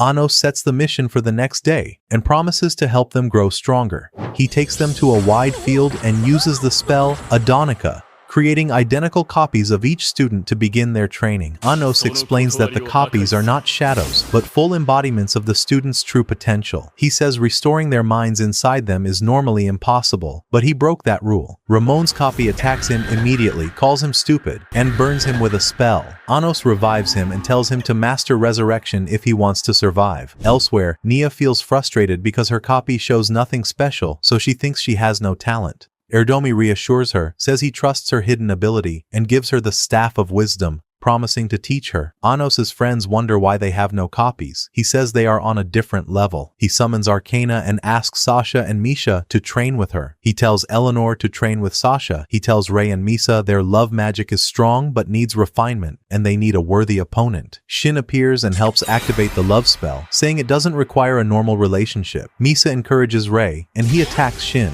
He tries to talk about his daughter, but Shin refuses and strikes, breaking 4 of Rei's sources. Anos explains that love can turn into hatred, and Shin feels this as a father who doesn't want Misha with Rei. Rei realizes he can't win alone and asks Misha for help. She takes her true form and asks her father to listen. They combine and use the love spell, but Shin resists, saying their feelings aren't real. When Misha calls her mother, his focus breaks, and the fight shifts. Anos intervenes and saves Rei, revealing his own love. Magic surpasses theirs because it comes from his bond with his friends. Shin sees him as a master. Rei and Misha continue, but Anos says their feelings are still unclear because they hesitate. He and Shin combine power and launch a huge attack. showing true love grows stronger when expressed without fear. At night, Anos announces the journey to the underground world. Students wonder where he is, and are told he is among them using invisibility to train. Arcana is introduced as their guide. Arcana freezes the ground and breaks it, opening a path to the underworld. She summons dragons as transport and says they are heading to Jordal. Sasha says Jordal is hostile, but Anos says Aid was the one behind the invasion. Arcana reveals he stole the royal dragon and gave it to the human king as part of a larger plan. She adds that Garona of Jordal is one of the 8 chosen, making him Anos's enemy and possibly a key to reaching a ruler. They hear a strange song. Arcana says it is the voice of sacred dragons, heard only by those with contracts. It feels powerful and unnatural. They reach Jordal's capital. The ground shakes and the ceiling cracks. Arcana says this happens often and people are used to it. Anos thinks the world may collapse, but she says a hidden pillar keeps it stable. She reveals the church rules Jordal. Erdomi steps forward and asks to join with Nia. The priest warns them and offers 2 paths, peace or thorns. They choose thorns and are allowed in. Anos and the others arrive, choose the same path, and enter. They meet Erdomi again. He says Anos is the demon king, but the priest doesn't believe him. The initiation begins. They must take a covenant jewel from sacred fire without being burned, then use Leto to summon a dragon. Most fail. Anos and his group succeed easily and summon many dragons. Anos's dragon is massive. Nia summons a small one, but it devours the others and transforms. The priest is shocked. Erdomi points to Nia, calls her special, and asks her to try summoning a ruler. The priest refuses, saying only the chosen can do that, and the rule cannot be broken. Anos grabs Erdomi's heart and takes the form of the Heavenly Father ruler, proving he can steal a ruler's power. It shocks everyone, as the sheer pressure of his presence makes it clear this is far beyond anything they understand. He then disappears. All eyes turn to the stage, but no one is there. It feels like he never existed, as if reality itself erased him. Irina asks Aid what happened. Aid smiles calmly and says no one was there, and everything was just an illusion. Confusion spreads among the crowd. They perform a song called Kwako, about opening a forbidden gate to welcome neighbors. The lyrics sound unusual and unfamiliar. The audience becomes confused because it doesn't match the sacred tone of the festival. Ellen explains Kwako means joy without reason. The song is meant to spread happiness, not follow strict rules. The choir asks everyone to join, but they hesitate, unsure how to react. The 8 song judges observe carefully, then decide they like the message. Slowly, everyone joins in, and the atmosphere changes, becoming lighter and more relaxed. As the music continues, people begin to smile and move with the rhythm, forgetting their earlier tension. The performance creates a brief sense of unity, even among those who were just moments ago filled with doubt and fear. Elsewhere, Anos and Arcana track Aid's magic and find a ring. Anos immediately realizes it's a trap, placed intentionally to mislead them. At that moment, a man named Dietrich appears. Arcana recognizes him as the ruler of Agatha and one of the 8 chosen. She warns Anos, but Dietrich calmly says he is also searching for Aid, who stole the royal dragon from Agatha. He wants to retrieve it personally. He explains that the Pope refuses to meet him, so he came to Anos, believing he is the key to reaching him. Then Nafta appears, the ruler of the future. She reveals she is the one who chose Anos, confirming his role among the chosen. She demonstrates that she can see the future, making her presence both intimidating and unsettling. Anos understands that Dietrich sought him because he has access others don't. Their goals align, at least for now. Dietrich then declares he knows Aid's exact location, as if everything has already been decided. At the same time, Aid tries to leave the festival quietly, but Dietrich intercepts him and attacks instantly, not giving him any chance to react. The speed of the attack shows how dangerous he truly is. Anos is impressed and invites him to come along, but he questions something important. If Dietrich can see the future, why didn't he prevent the dragon theft in the first place? Dietrich explains that seeing far into the future is a heavy burden. He only interferes when necessary to avoid major threats, because not everything in the future can be changed, and forcing change could create even worse outcomes than the ones he tries to prevent.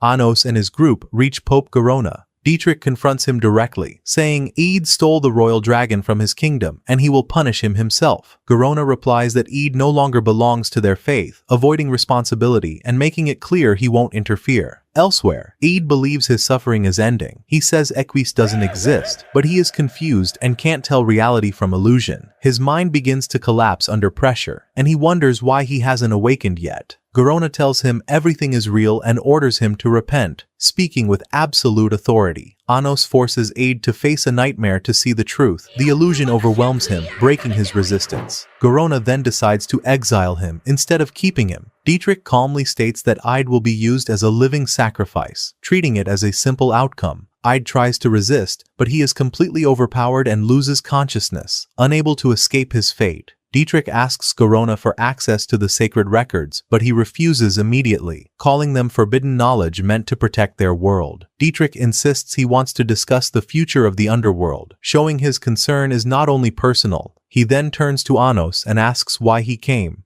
Anos answers that he wants to understand the selection system and the ruler of archives. Garona explains that only one person is allowed to enter, making it clear this is not a simple request. Anos quickly understands it is a contest. He must compete with Dietrich. They will face the selection rulers, and whoever endures longer will earn the right to proceed. Without hesitation, Anos accepts. He immediately faces Nafta, the ruler of the future. She calmly explains that when she opens her eyes, she can see the entire future without exception. With complete confidence, she declares that Anos will lose, as if the result is already decided. Elsewhere, Arcana attacks Dietrich first, striking without warning and stabbing him before freezing his body. However, he quickly recovers, as if the attack had no lasting effect. He takes her sword effortlessly and knocks her back, moving with precision that suggests he already knew her actions. Arcana realizes he is not an ordinary opponent. Dietrich reveals he was born from a dragon, which grants him overwhelming strength and instincts far beyond normal beings. His movements are sharp and efficient, combining raw power with perfect timing. As the confrontation continues, Nafta summons a ruler spear and rushes to strike Anos, but his blood fades and he disappears. He tells her she didn't look far enough into the future and asks her to fight seriously.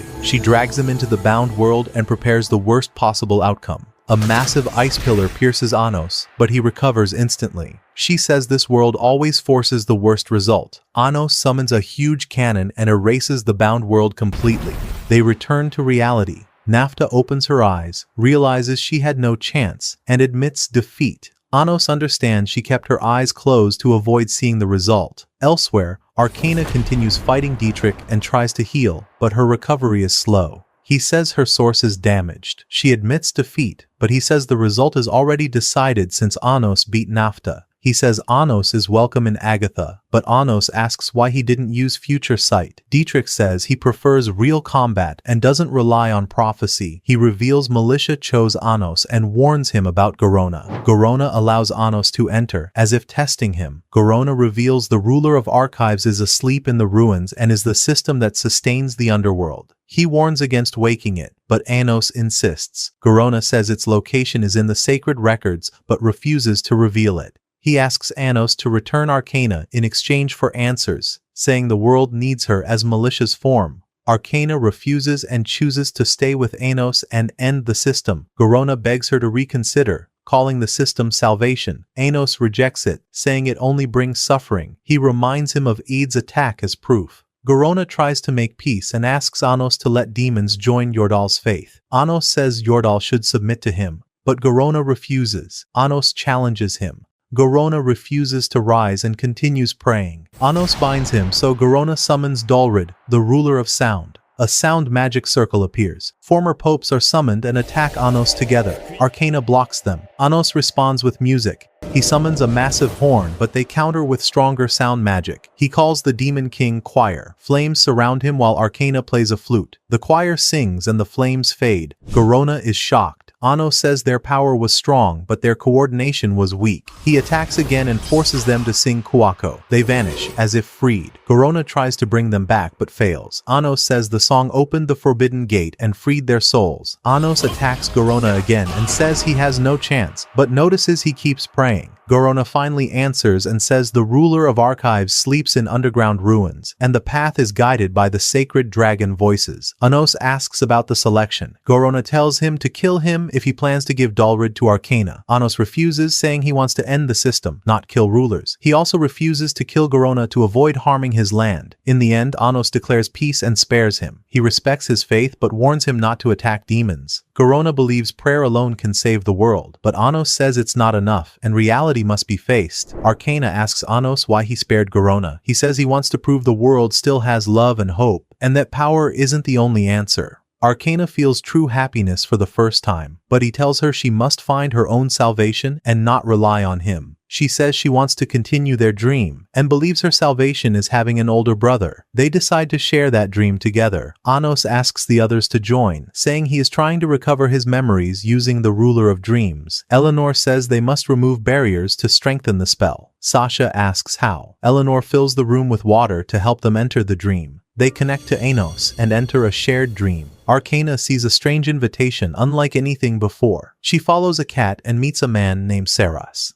He asks her to give the invitation to Anos. She warns him about dragons, but he promises to grant her wish if she convinces Anos. She says she wants her magic back. He sees her power is sealed and promises to release it. He says he will return tomorrow and warns her not to read the invitation. Elsewhere, Anos and the others search for the underground ruins. They hear the sacred dragon song and know they are close, but the ruins don't appear. Arcana says the system is inactive. Anos realizes the ruins exist in the past. They dig and he uses a spell to reverse time. The ruins appear. They move to enter, but phantom knights from Gadshura appear and attack. Rei and Misha stay behind to fight and tell the others to move. They jump into the pit. A knight attacks Anos. He grabs its source, but it self-destructs. Anos realizes they are demons and takes it seriously. He senses more enemies inside. Arcana says they are demons from the mythic era, much stronger. She adds that Gadshura worships hostile rulers, including the ruler of curses, and they are isolated from other kingdoms. Anos and his group reach the deepest point of the ruins and face Aegis and Gist. They reveal their goal is to kill the ruler of archives before it awakens. Aegis warns Anos not to interfere,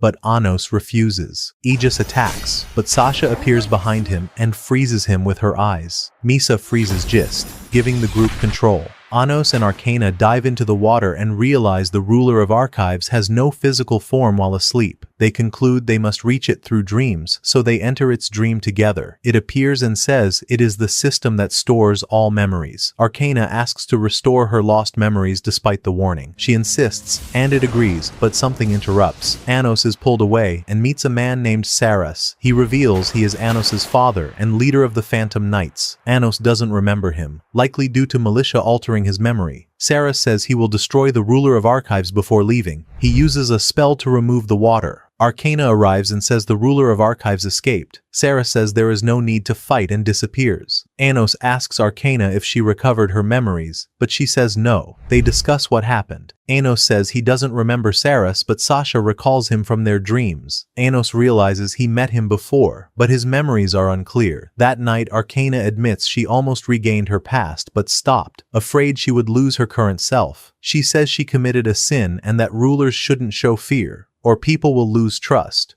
She couldn't face it. Anos tells her she didn't mean to do wrong and that her desire to protect others shows her kindness. They sleep and enter a shared dream. In the dream, Arcana asks Saras to teach her magic. He takes her to sacred fire and gives her a spell. She fails at first, but he guides her until she succeeds. Suddenly, a massive dragon appears. Saras tells her she is a dragon core and will be reborn after being eaten, which is why dragons chase her. He says Anos only took her out of pity. He tells her her wish requires being devoured. She screams but is eaten instantly. At that moment, Anos arrives and attacks Saras with strong magic, pushing him toward the sacred fire. Saras resists, but the dragon hits him, and Anos finishes him with a fire spell. Anos then kills the dragon instantly and saves Arcana. She wakes and asks how he knew. He says he read her message. She claims she was looking for his birthday gift, but the wording made him suspicious, so he prepared in advance. Anos realizes Arcana was lying, so he decides to find her himself. She admits she wanted to become stronger to make him happy. He replies he only wanted her to stay by his side as his sister. She says they are not real siblings and breaks down, unable to give him that. Anos says his power isn't enough to save her normally, so he will use reincarnation. He warns her her source changed after the dragon, so the result is unknown. He tells her to remember she is his sister and that he will never forget her. She disappears.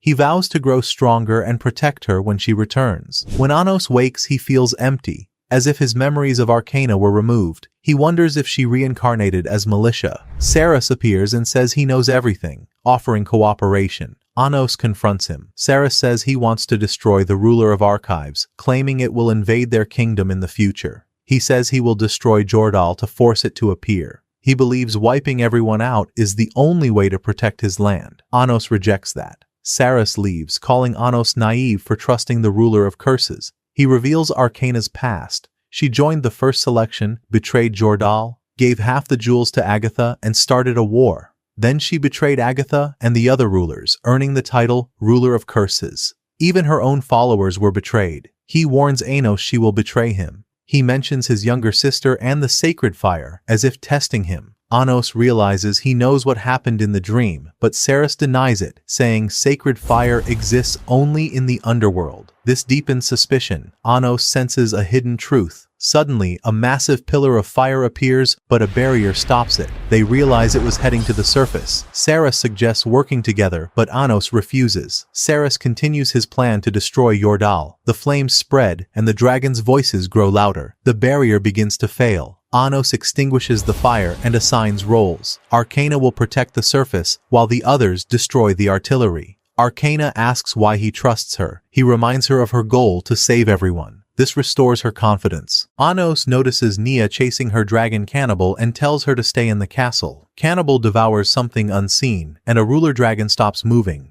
Anos realizes Cannibal ate it, while Nia couldn't see it. He reminds her it is invisible and orders her back. Anos goes to the ruins and finds Garona with the ruler of archives. They formed a contract. The sacred dragons form sound circles and prepare a massive spell. Garona says he will destroy the surface to improve life below. Anos rejects it. Garona says his ancestors planned this for 1,000 years to see the sky. Anos attacks and destroys the ruler's body, but it regenerates. Garona explains they are in the archives land where past traces remain. Garona uses an old version of Evanzina, but Anos says it is weaker. Even when destroyed, the ruler remains alive as long as the traces exist. Anos summons a massive cannon to destroy the land, but it is taken and used against him. He absorbs its power. He realizes the traces are the ruler's core. He decides to destroy the archive's land itself. He creates a new spell and strikes the ground, causing it to collapse and erase the traces. Garona panics. Garona tries to stop him with his ultimate binding spell, thinking it is over. Anos contacts Arcana and tells her to use the almighty sword to protect the dome. She says it only works on contracted ones. He says he will break that rule. He summons his sword and tells her to merge it with the moon of creation to form the almighty sword. Then he asks Garona to help restore Arcana's memories and makes a new contract with him in exchange for the full truth. Garona reveals Arcana had begun recovering her memories in the archives land, but hid the truth because the visions in their dreams were false. He accuses her of planning to betray Anos. She admits part of it is true and declares her real identity, the ruler of curses, a title feared across every realm. She says no one ever protected her and everyone hunted her, so she always wished for an older brother to save her.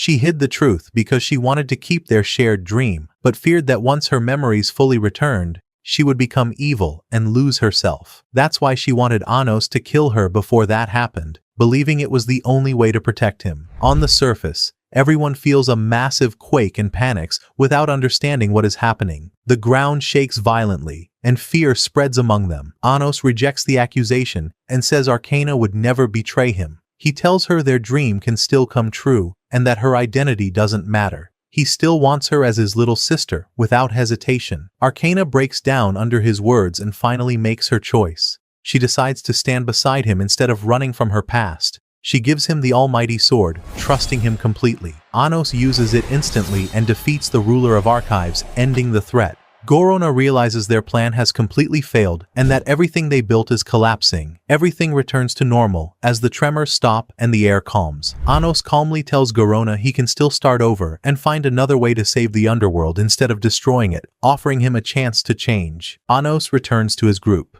Erdomi and the others confirm the surface is safe and the quake caused little damage. Relief spreads among them. They notice Arcana is missing.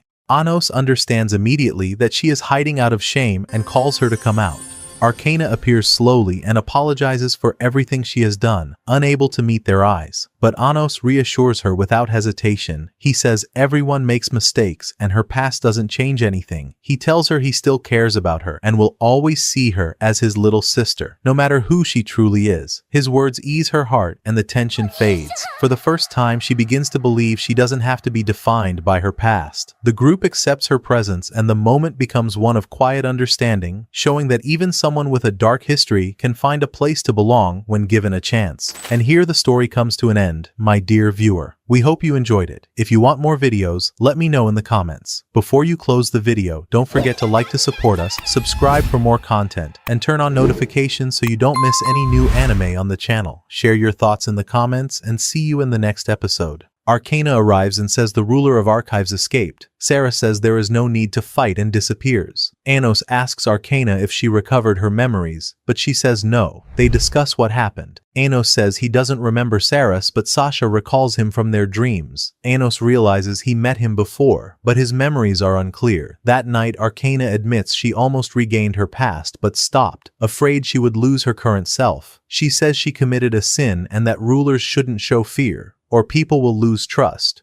She couldn't face it. Anos tells her she didn't mean to do wrong and that her desire to protect others shows her kindness. They sleep and enter a shared dream. In the dream, Arcana asks Saras to teach her magic. He takes her to sacred fire and gives her a spell. She fails at first, but he guides her until she succeeds. Suddenly, a massive dragon appears. Saras tells her she is a dragon core and will be reborn after being eaten, which is why dragons chase her. He says Anos only took her out of pity. He tells her her wish requires being devoured. She screams but is eaten instantly. At that moment, Anos arrives and attacks Saras with strong magic, pushing him toward the sacred fire. Saras resists, but the dragon hits him, and Anos finishes him with a fire spell. Anos then kills the dragon instantly and saves Arcana. She wakes and asks how he knew. He says he read her message. She claims she was looking for his birthday gift, but the wording made him suspicious, so he prepared in advance. Anos realizes Arcana was lying, so he decides to find her himself. She admits she wanted to become stronger to make him happy. He replies he only wanted her to stay by his side as his sister. She says they are not real siblings and breaks down, unable to give him that. Anos says his power isn't enough to save her normally, so he will use reincarnation. He warns her source changed after the dragon, so the result is unknown. He tells her to remember she is his sister and that he will never forget her. She disappears.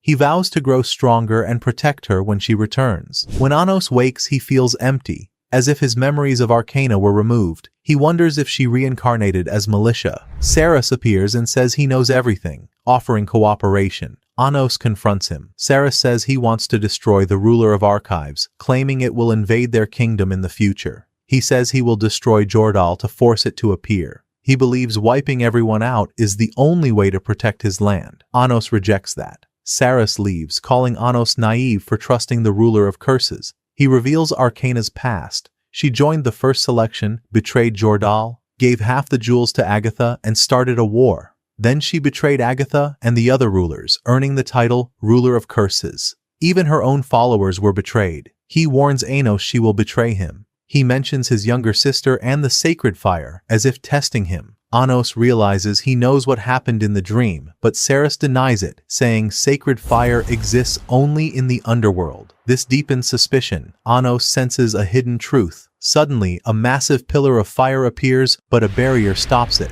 They realize it was heading to the surface. Saras suggests working together, but Anos refuses. Saras continues his plan to destroy Jordal. The flames spread, and the dragon's voices grow louder. The barrier begins to fail. Anos extinguishes the fire and assigns roles. Arcana will protect the surface, while the others destroy the artillery. Arcana asks why he trusts her. He reminds her of her goal to save everyone. This restores her confidence. Anos notices Nia chasing her dragon Cannibal and tells her to stay in the castle. Cannibal devours something unseen, and a ruler dragon stops moving. Anos realizes Cannibal ate it, while Nia couldn't see it. He reminds her it is invisible and orders her back. Anos goes to the ruins and finds Garona with the ruler of archives. They formed a contract. The sacred dragons form sound circles and prepare a massive spell. Garona says he will destroy the surface to improve life below. Anos rejects it. Garona says his ancestors planned this for 1,000 years to see the sky. Anos attacks and destroys the ruler's body, but it regenerates. Garona explains they are in the archives land where past traces remain. Garona uses an old version version of Evanzina, but Anos says it is weaker. Even when destroyed, the ruler remains alive as long as the traces exist. Anos summons a massive cannon to destroy the land, but it is taken and used against him. He absorbs its power. He realizes the traces are the ruler's core. He decides to destroy the archive's land itself.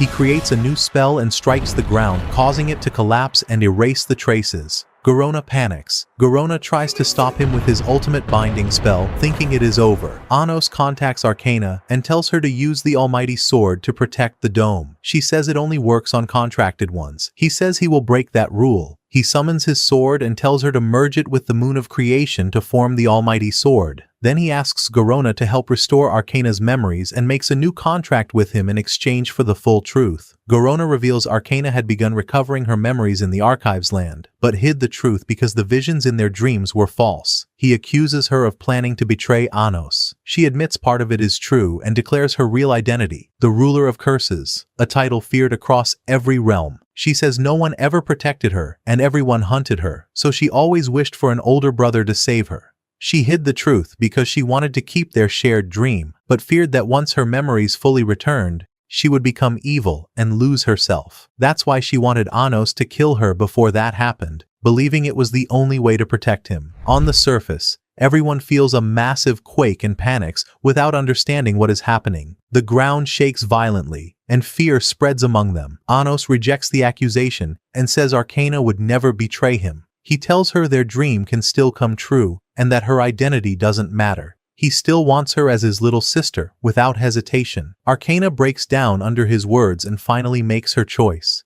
She decides to stand beside him instead of running from her past. She gives him the almighty sword, trusting him completely. Anos uses it instantly and defeats the ruler of archives, ending the threat. Garona realizes their plan has completely failed and that everything they built is collapsing. Everything returns to normal as the tremors stop and the air calms. Anos calmly tells Garona he can still start over and find another way to save the underworld instead of destroying it, offering him a chance to change. Anos returns to his group.